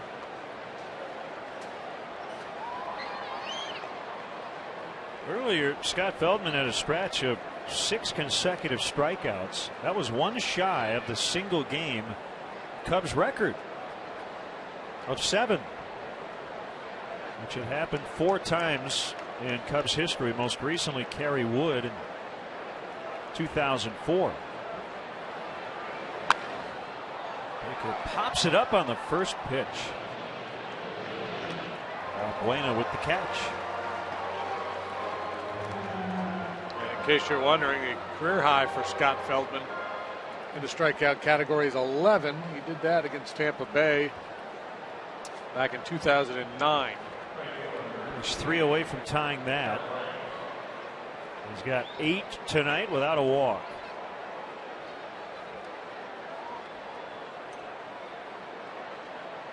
Only one base run of the 2-out single by Headley in the first. That little flare to left field. Perfect other than that.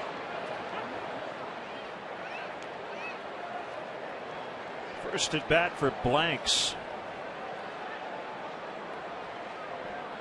Came into play right in the 5th inning.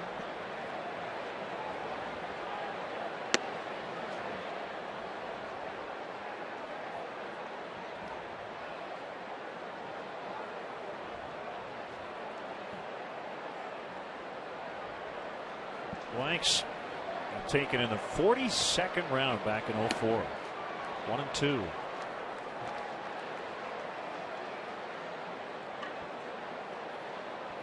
Padres' #1 prospect according to Baseball America in 09. Injury problems the past few years. Hanging breaking ball. Soft liner. Caught by Bourbon in left. All phases of the game coming together here for the Cubs tonight. Pitching, hitting, flashing a little leather or bone. It's a tough play.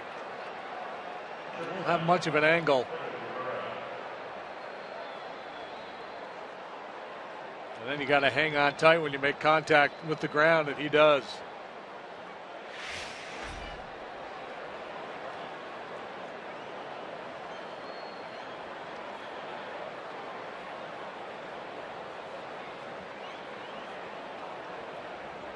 With 2 away, it's Cabrera. He has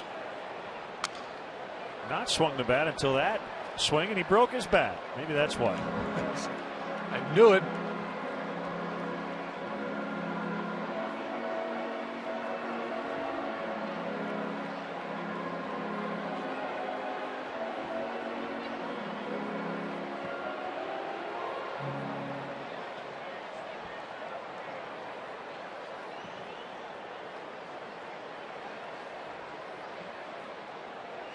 Cabrera signed originally by the Rockies out of Nicaragua. And he'll have 2 broken bats out of this particular sequence. And Scott Feldman is cruising along through 6 as the Cubs will bat in the bottom of the inning. Rolling along at 5-0.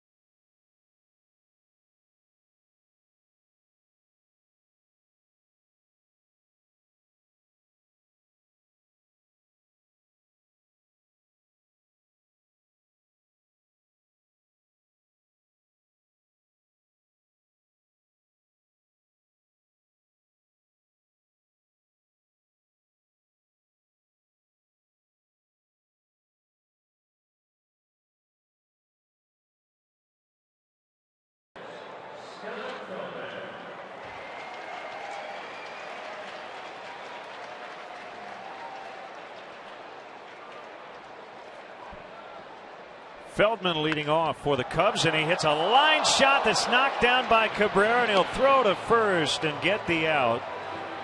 Another ball hit right on the screws by Scott Feldman.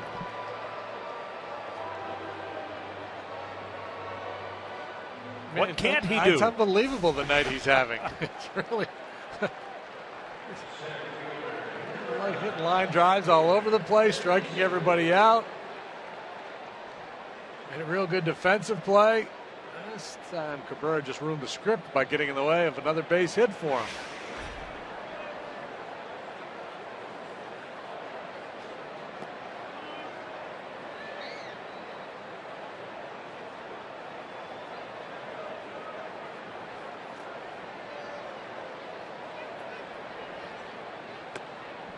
Outside to DeJesus.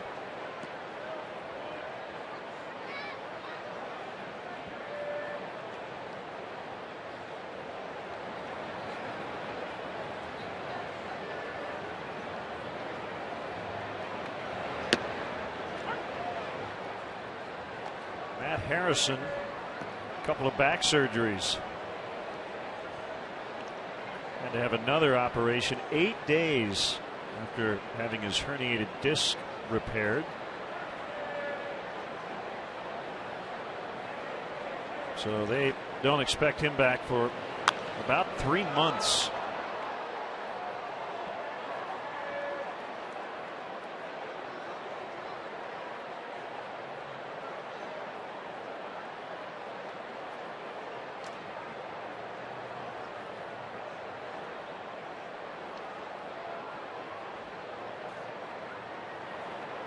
Ball club, the Rangers are losing to the White Sox 3-2. They're in the 7th in Arlington. There you go. One rifled in the left, and DeJesus coming around first with a big turn, but he'll hold there.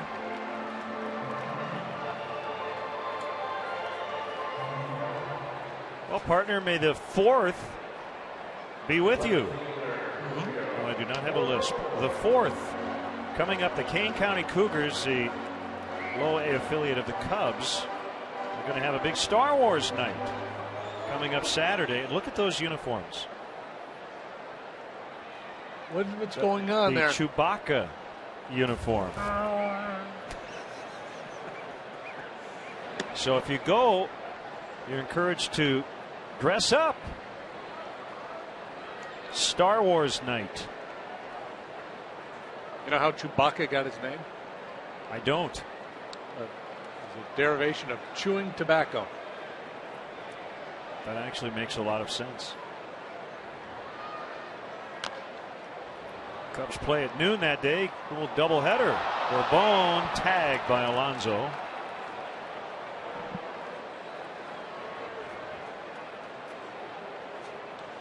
Bourbon flying down that baseline, thinking about maybe a second hit on this high chopper. Alonso takes a look at second and then realizing he's not going to beat Bourbon back to the bag. Tag became really the only option.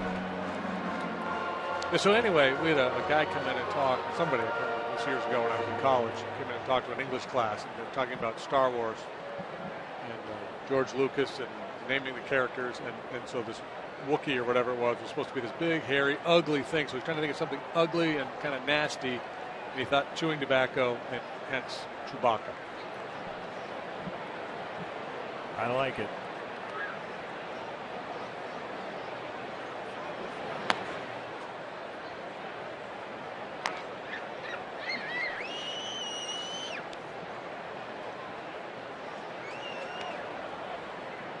Han Solo, the rugged individualist, the Solo, the independent character, Luke Skywalker. You can't be average if your name is Luke Skywalker. Right.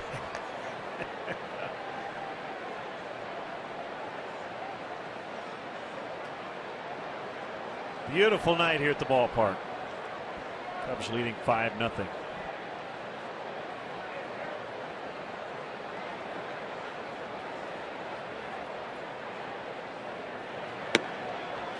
One and two. Now, got a sad update to the story from Atlanta. Apparently, the 61-year-old man who suffered that heart attack unfortunately didn't make it. Did get him to the hospital, as we mentioned. Oh, it's too bad. It's too young.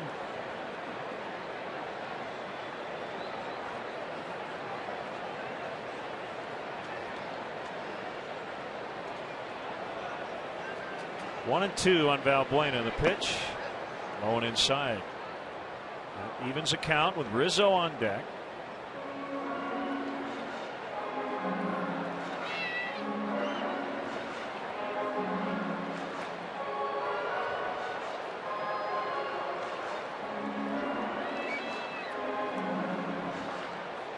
There is no crying in baseball.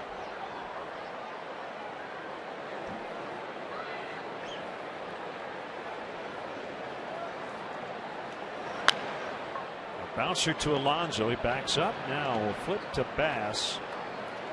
And the inning is over. Cubs strand one and have a healthy 5-0 lead as we head off to the 7th.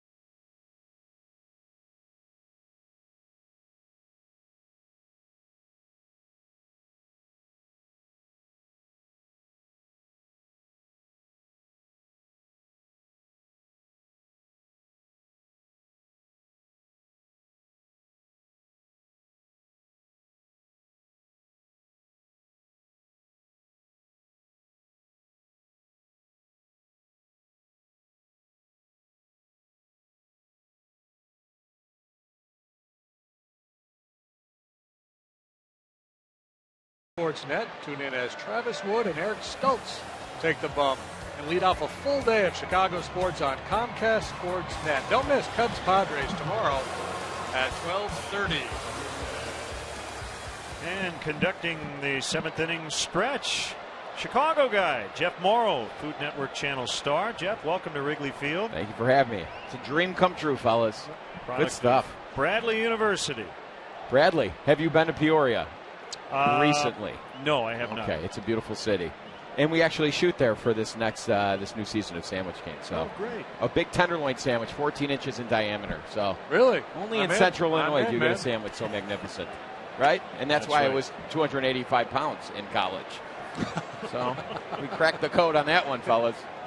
1-0 great. on Amarista. Well, JD moving to Chicago, and you might have to give him some tips on some good sandwich places. There is no shortage of great sandwich places. Do you have a favorite? My number one sandwich spot right now is Fumari Meats, which is in the Chicago French Market on Lake Street and Clinton, and it's got a Montreal-style smoked pastrami meat, hand cut. It's fatty, it's crispy, it's tender. I'm in.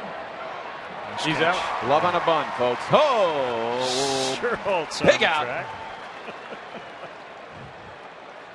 So you look great. Well, thank you. you. You just gotta be picky, right? You just, yes. You gotta. You know, the key to being the Sandwich King is eliminating bread when you're not eating sandwiches. Do you understand? Gotcha. Yeah. Because otherwise, that's what we're taught these days. Bread is the devil, unfortunately. But for me, it is my angel, and I accept him. Scott Feldman dealing tonight. Oh, A strike call. Cub fan, White Sox fan. you know what? I'm a Chicago fan. I'll put it that way. And You know what? This is the most, and I've been to many a Cubs game. Maybe I've been to more Sox games. Regardless, this is the most magnificent experience of my sports going life by far. It's wonderful. There's no greater stadium in the world. I've been to many of them. Can you sing? Oh my! You know, we're going to find out one way or the other. Okay. So you can answer it however you like. We'll leave the cliffhanger. It'll be like the last episode of Lost here. Well, you see, you also threw out the first pitch tonight. Did you see it? It was a little high, but there we go. They gunned it at 83 miles an hour. That's a fact, according to me and my uncle. Pretty good delivery. I like it. Not bad. Well, because the last thing you want to do is bounce it. Right? Well, That's right. No discredit to Big Boy from Outcast who went after me, but I believe it hit the dirt. It bounced 4 times before it hit the mitt, which, I don't claim I'm the world's greatest pitcher, but compared to that, I was Raleigh famous. They were the best right? they were the best pregame pitcher tonight. Yes. Nice play, Valbuena just couldn't corral it. And Quentin is aboard. They're going to give him a hit. That is a first base runner since Headley in the first inning against Feldman. See, usually when an infielder starts to retreat, bad things happen, but he's just trying to play that ball off to his side and get a friendlier hop. Just couldn't corral it. If he does, he's going to get him. And that's an E5 now. They changed it to an E. And so I would agree. Still with only one hit. Tough play, but play you would expect a big league third baseman to make. All right, Jeff. I'm going to let you get ready to sing. Thanks for stopping by tonight. Anytime, fellas. Thanks for the tip. Famari Meats, Chicago French Market, Johnny's Beef, of course, in my hometown of Elmwood Park. And always if I drop your name at Famari, they charge you double. I swear. I've burned some bridges. Thanks, Jeff. Thank you, fellas. Good luck with the stretch. Have fun with it tonight. Good to meet you. Definitely.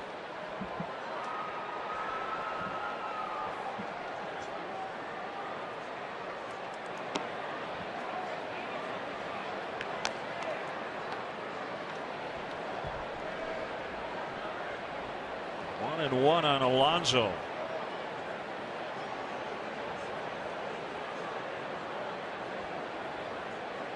So it was 18 in a row retired by Feldman before Quentin reached on the error. So Feldman from the stretch for the first time in a couple of hours. Fly ball center. DeJesus there. Time for the stretch. Dr. Frick, take me out to the ballgame. Chicago main event Food Network star Jeff Morrow. All right, here we go, Chicago. A 1, a 2, a 3. Take me out to the ball game. Take me out to the crowd. Buy me some peanuts and Cracker Jacks. I don't care if I ever get back, so it's root for the salute. If they don't win, it's a shame. For it's 1, 2, a 3 strikes, you're out at the old.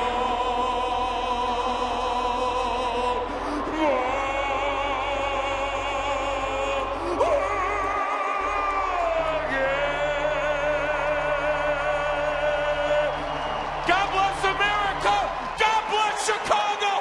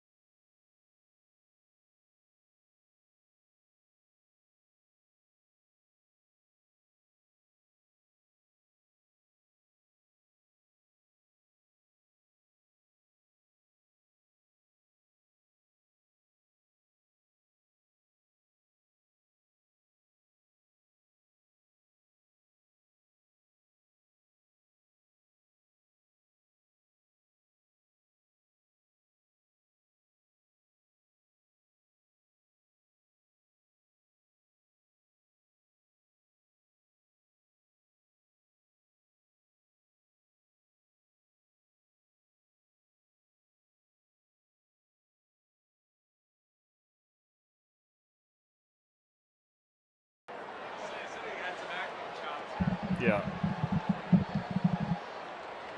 Anthony Rizzo takes a strike from Anthony Bass. I guess he can sing. He nailed it, didn't he? My goodness. I just wish Jeff had a little more confidence. One. A little more energy, maybe. Sang it with gusto and right on key. Wow, that was something.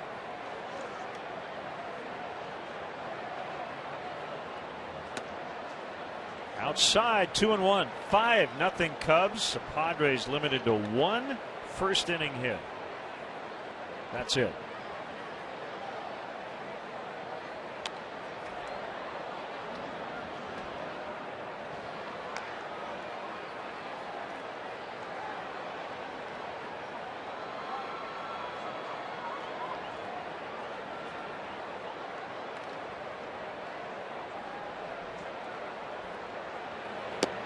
Swing and a miss. He struck him out.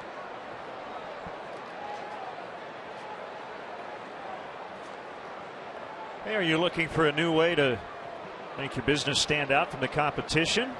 Host your best customers and guests in a private suite at Wrigley Field. The new Bean Investment Suites can accommodate anywhere from 15 to 55 guests and include food, all you can drink beverages, and parking. To book your premier experience at the ballpark, visit Cubs.com/suites or call 773-404-4200.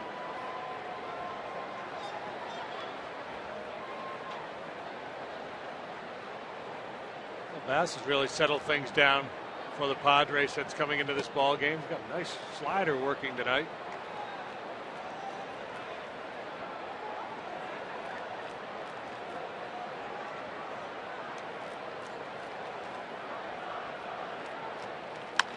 Ground ball up the middle, into center. Second hit of the night for Starlin.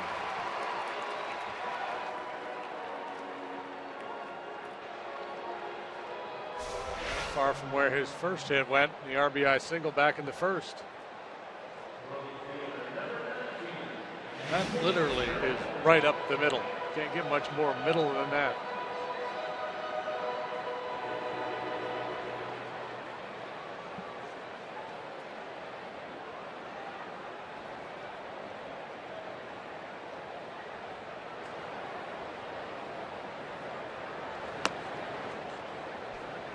In on Scherholtz.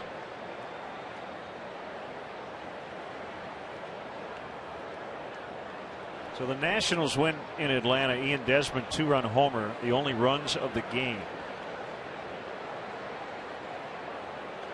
Shutout from Jordan Zimmerman. Keep calling him the most underrated pitcher in the league, but I don't know that he's underrated anymore. He is really, really good. Bryce Harper left that game in the 6th. Apparently tweaked his left side on a checked swing.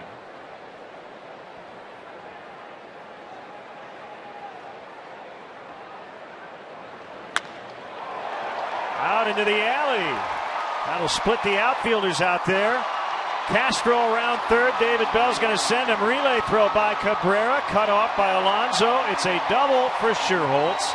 And it's a 6-0 lead for the Cubs. Bass had settled things down, but now single-double. Castro, Scherholtz combining to push one across. Two-seamer running away. He just hits it where it's pitched.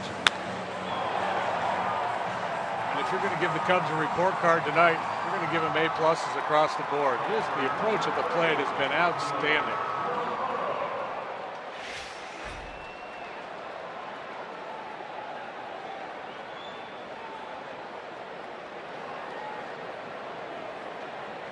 Tip of the cap to the Cub hitters. Bob Deere, James Rouse, and the work they've been doing. Deep to right for Navarro, and on the track right in that well area, Blanks will make the grab. Navarro has just missed a couple of home runs tonight. He doubled home a pair in the 3rd and flies to the track here in the 7th.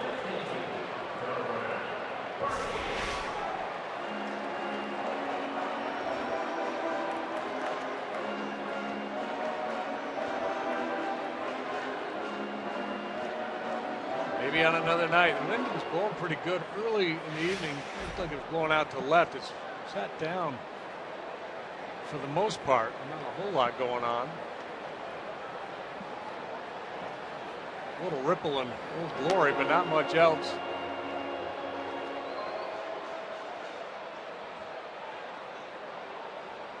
So an intentional walk coming to Barney.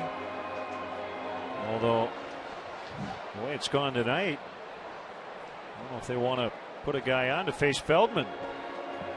Yeah, I mean, he's just locked in. He's having one of those nights.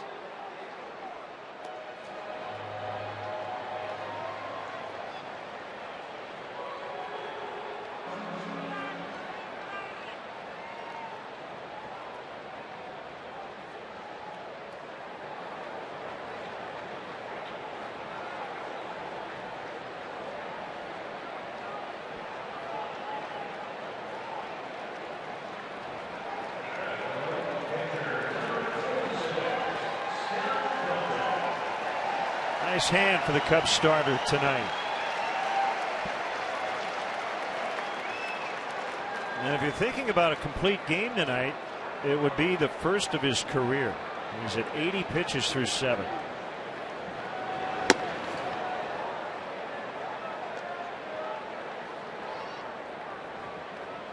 Think about this. In 7 innings, he's thrown 22 balls, so 3 non-strikes per inning. Cashner in 4 innings threw 38 balls. Shows up on the scoreboard. Doesn't every night, but most nights.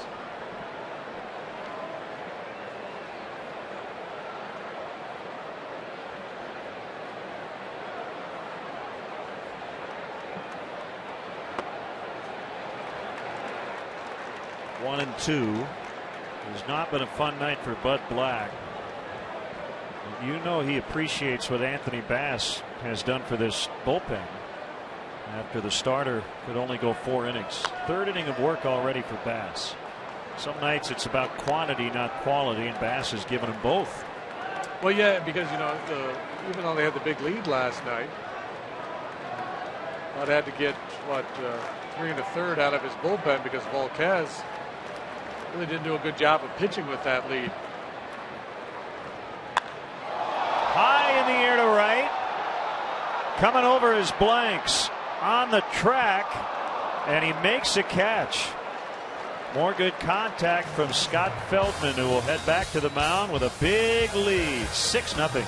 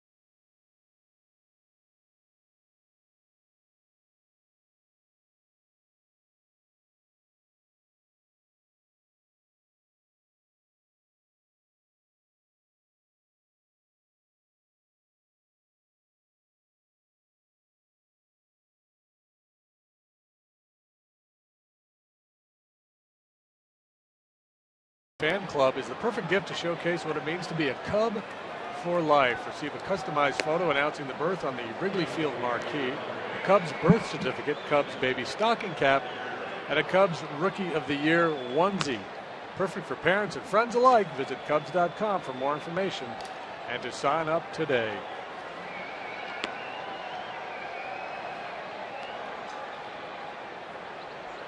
Let's check out our AT&T tweet of the game from Chad Check, 100% behind the Ricketts and the renovations. I think the fan and player experience will improve. And that's what everybody's hoping for. And we'll see if the Cubs are able to start on those renovations here after this season.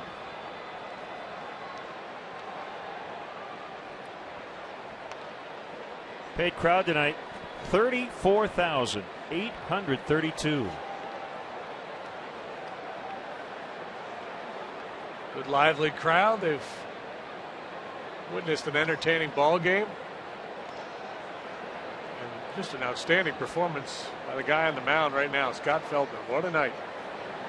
It's probably a strike.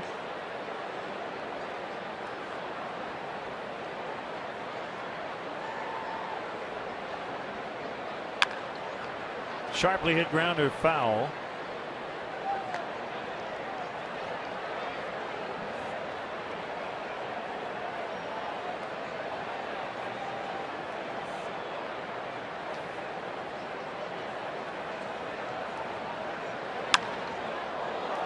Deep to left center, and the Pods are on the board.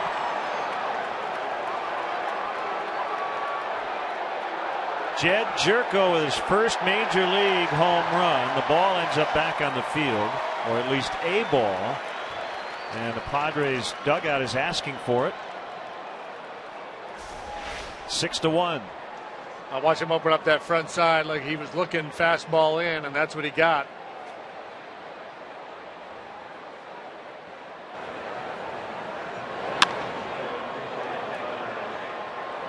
So there goes the shutout.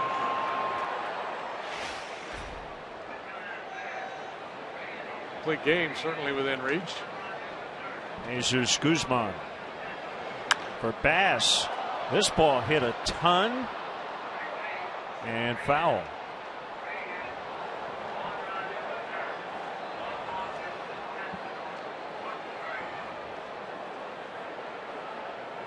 And with that, James Russell grabbed the ball in the Cub bullpen.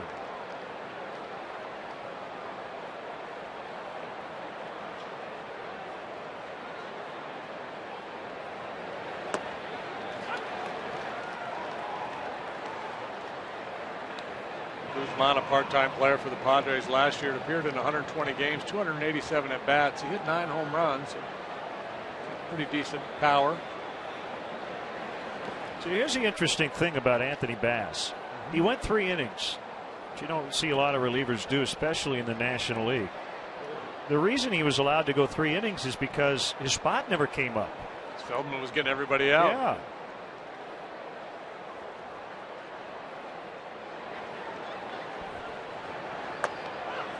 Got him on the corner for strikeout number 10.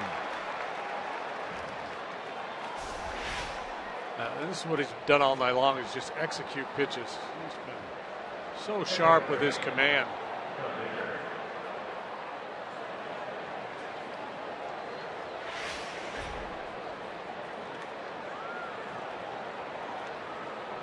So that is only the second time in his career he's reached double digits.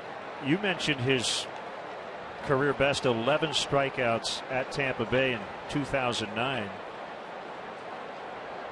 Other than that game, he hadn't struck out more than 7 prior to tonight.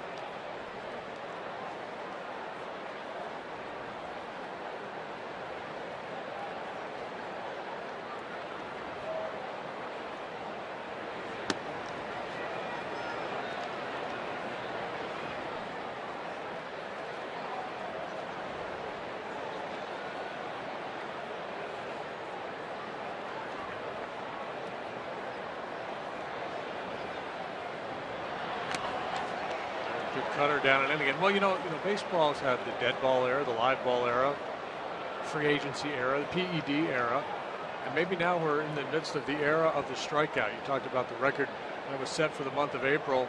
Strikeout numbers have been climbing for the last 20 years or so.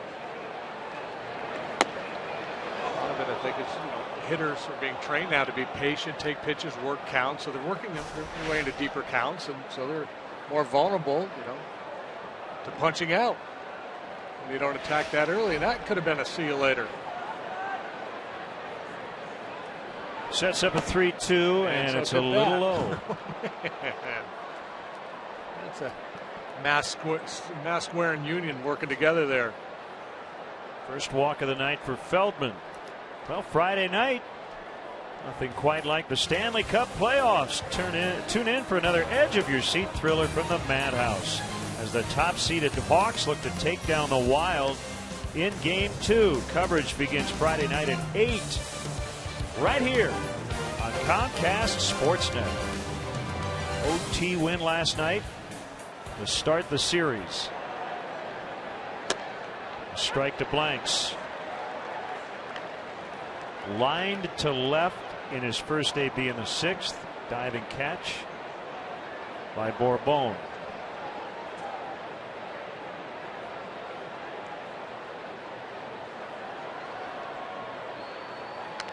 And he's hitting every spot.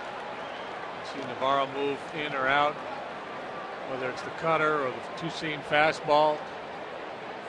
He has not missed very often. If he were golf, he'd be hitting every fairway and every green.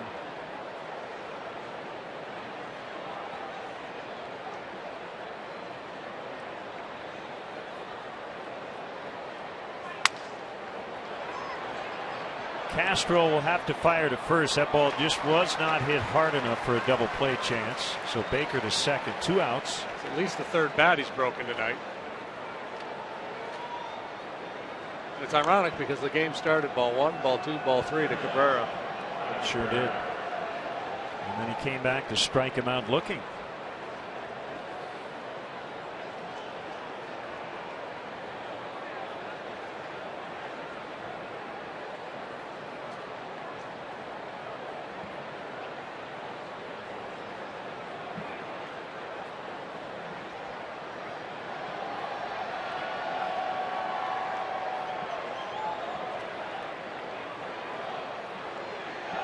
Delay. There's some debris out left.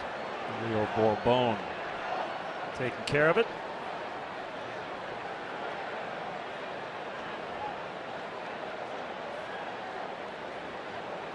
Right back here tomorrow afternoon. Lefties Stoltz and Wood here on Comcast Sportsnet. Coverage starts at 12:30. First pitch 1:20. See the deal in Oakland the other night when Josh Hamilton played his first game in Oakland as a member of the Angels. And Hamilton dropped the fly ball in center field last year that allowed the A's to win the division. Right. So there did a big chant of "Thank you, Josh" rose up from the stands in Oakland. It was like Josh Hamilton appreciation. People brought a bunch of Butterfingers, candy bars to the game, and he took it in good humor. There's a picture of him holding up the candy bar.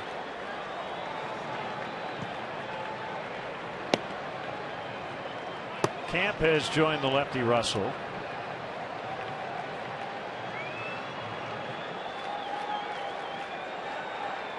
they get a little rowdy in Oakland. Well, Jeff Francoeur has a fan club when the Royals are there. We'll be there for interleague play this year for the first time ever.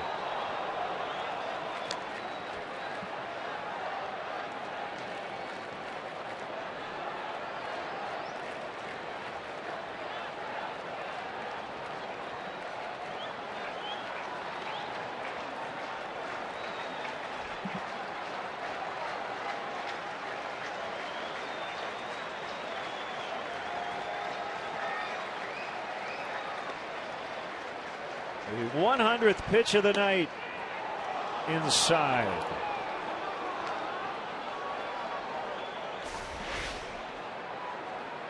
Punched him out with a pitch like this earlier in the ball game. The two-seamer that ran back to the inside corner. This one didn't make it all the way back.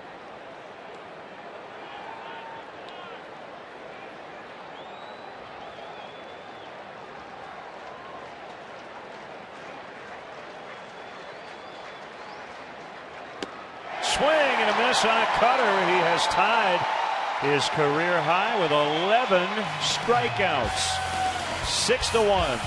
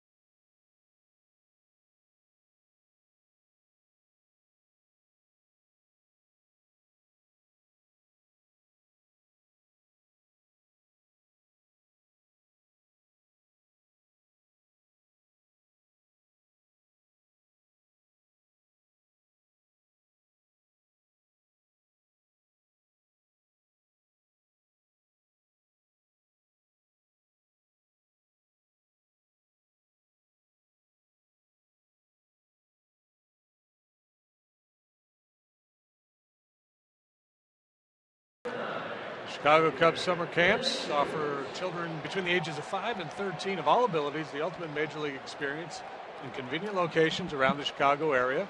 Join fellow teammates for a week of top-notch baseball instruction, exclusive VIP access, and unforgettable moments. Visit Cubs.com/camps to sign your future Cub up today.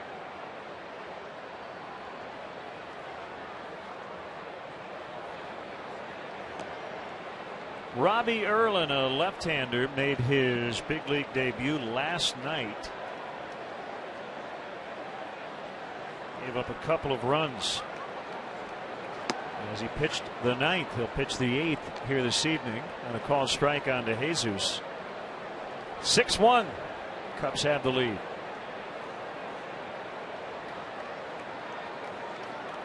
Nice bounce back game after getting knocked around pretty good by the Padres last night.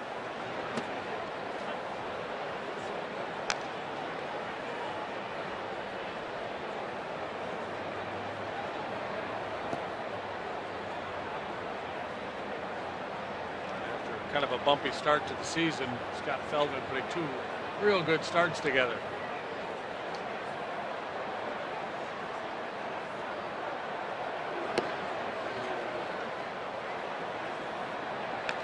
Missed on a curve, 1-2.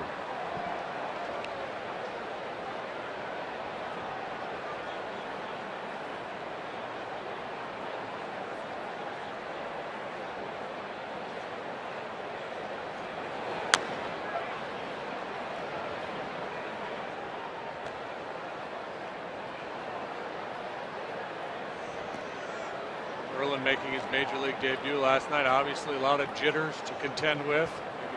A little more comfortable out there tonight. An opportunity for him to showcase his stuff against some left-handed hitters.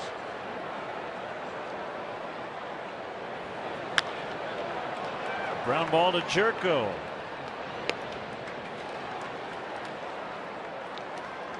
Scott Feldman. Looks like his night is over, getting the handshake from Dale Swaim.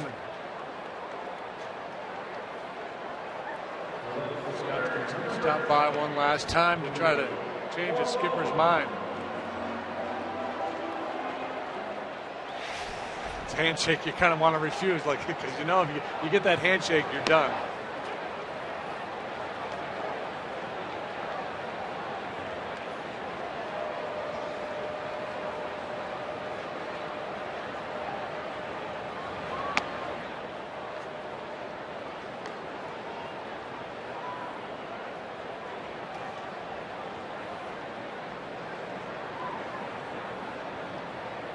One on the way, up and in. Bourbon and Feldman, teammates in Texas, both in the lineup here tonight with the Chicago Cubs. 2-1, hit foul.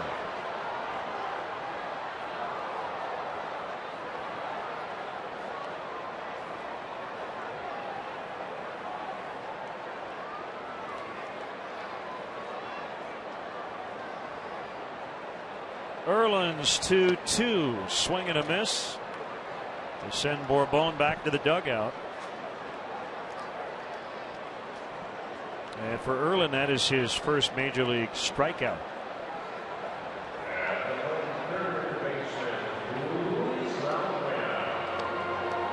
Unlike the kid in Milwaukee, he's going to keep pitching with it.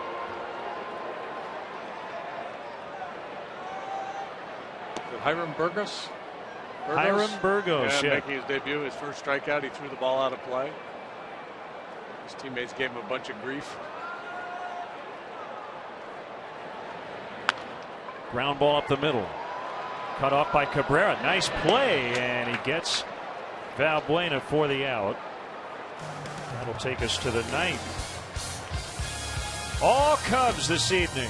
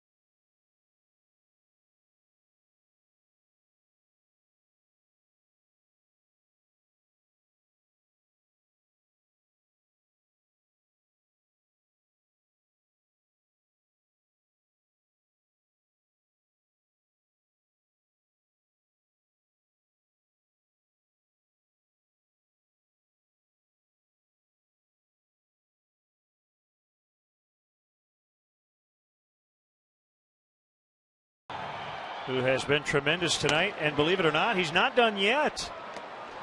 Yeah, so among the many things he's done tonight, he may have lobbied his way back into pitching this 9th inning, because it looked like his night was over when the manager went down and shook his hand. We saw a shot of Jamie Quirk shaking his hand. Generally, that's a sign that the pitcher's coming out of the game. And perhaps talking his way back in, or maybe we just misinterpreted what was going on down there. Russell can't continue to throw, so it may be that Dale said, okay, I'll send you back out there, but you're going one hitter at a time.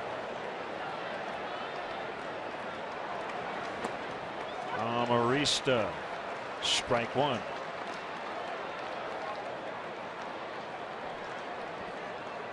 Alexi Amarista 0 for 3. Came over from the Angels last year in the Ernesto Frieri transaction. The pitch count not a problem at the moment. And 103. Greg and Russell are up.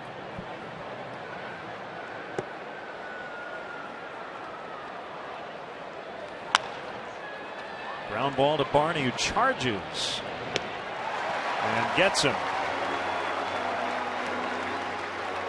Chicago Cubs strongly encourage the use of public transportation. The CTA Red Line stops directly at Wrigley Field at the Addison station. For drivers, DeVry University offers remote parking and bus service for $6. Or try riding your bike and use the Cubs Courtesy Bike Check, sponsored by World Bicycle Relief. That's located on Waveland near the corner of Clark. For details, visit Cubs.com or call the CTA hotline. One away, it's Chase Headley. High for a ball. And maybe Feldman went to Dale and said, look, Skip, I'd really love to finish this one off. I've never done it. It's a tough call for the manager, because he may feel like he wants to get an inning for Russell or get him out there on the mound. Save a few pitches in that right arm of Feldman. The game's under control, so it's not like there's that debate tugging at him where it's a tighter game and you want the fresher arm on the mound to get 3 outs in the 9th.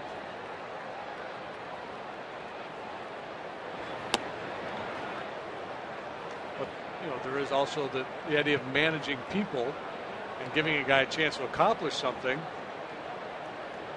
And that's the kind of thing that everybody on the club appreciates when a manager does that for you.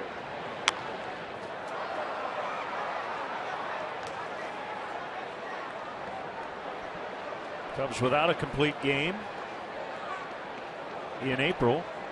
Trying to get one here to start May.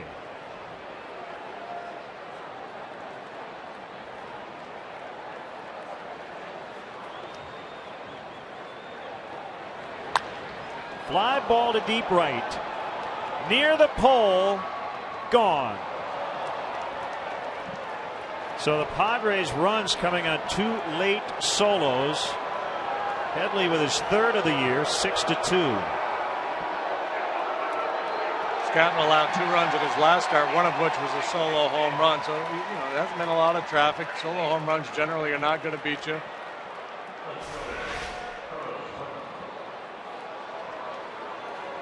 Headley displaying some of the power that he broke out in a big way last year for the Padres.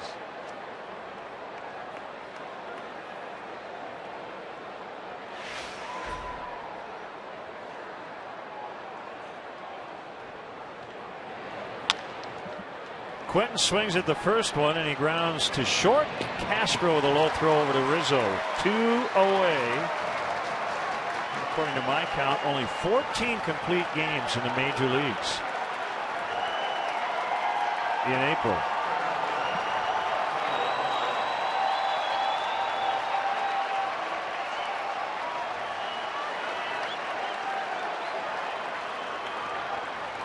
Only 10 of the 30 big league teams even had one in the first month. There are 8 in the National League, 2 each by 4 different teams. Strike called on Alonso.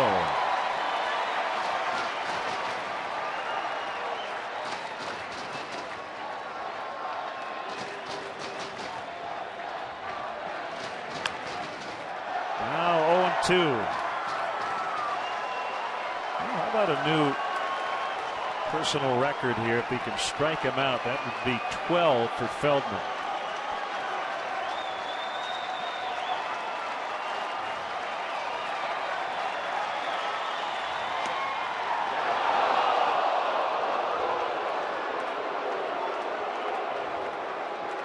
Who wants it more, the fans or Scott Feldman?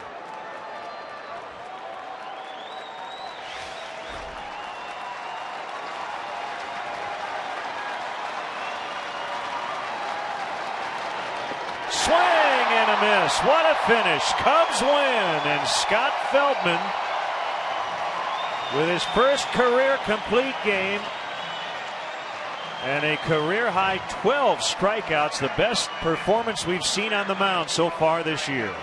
Yeah, and it wasn't just his work on the mound. He did everything tonight. Made a spectacular play in the field, had a run-scoring double, got down a sac bunt. What a night for Scott Feldman. But the work on the mound, most impressive. A stretch at one time of 6 consecutive strikeouts in the 3rd and 4th inning, and he finishes it as you would expect with the night he had. Tight breaking ball down and in, buries it, and gets Alonso for the final out of this ball game. A chance to win this series, as the Cubs will go for 3 out of 4 to start this homestand tomorrow afternoon here on CSN.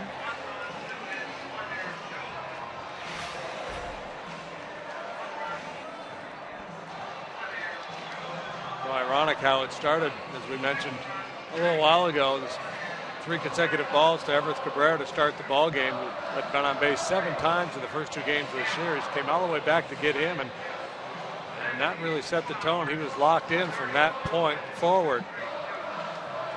Chris Bowden has Mr. Feldman with him on the field. Go ahead, Chris. Well, Scott, how's this first career complete game feel? And did you have to do any selling to Dale to go out for the final inning?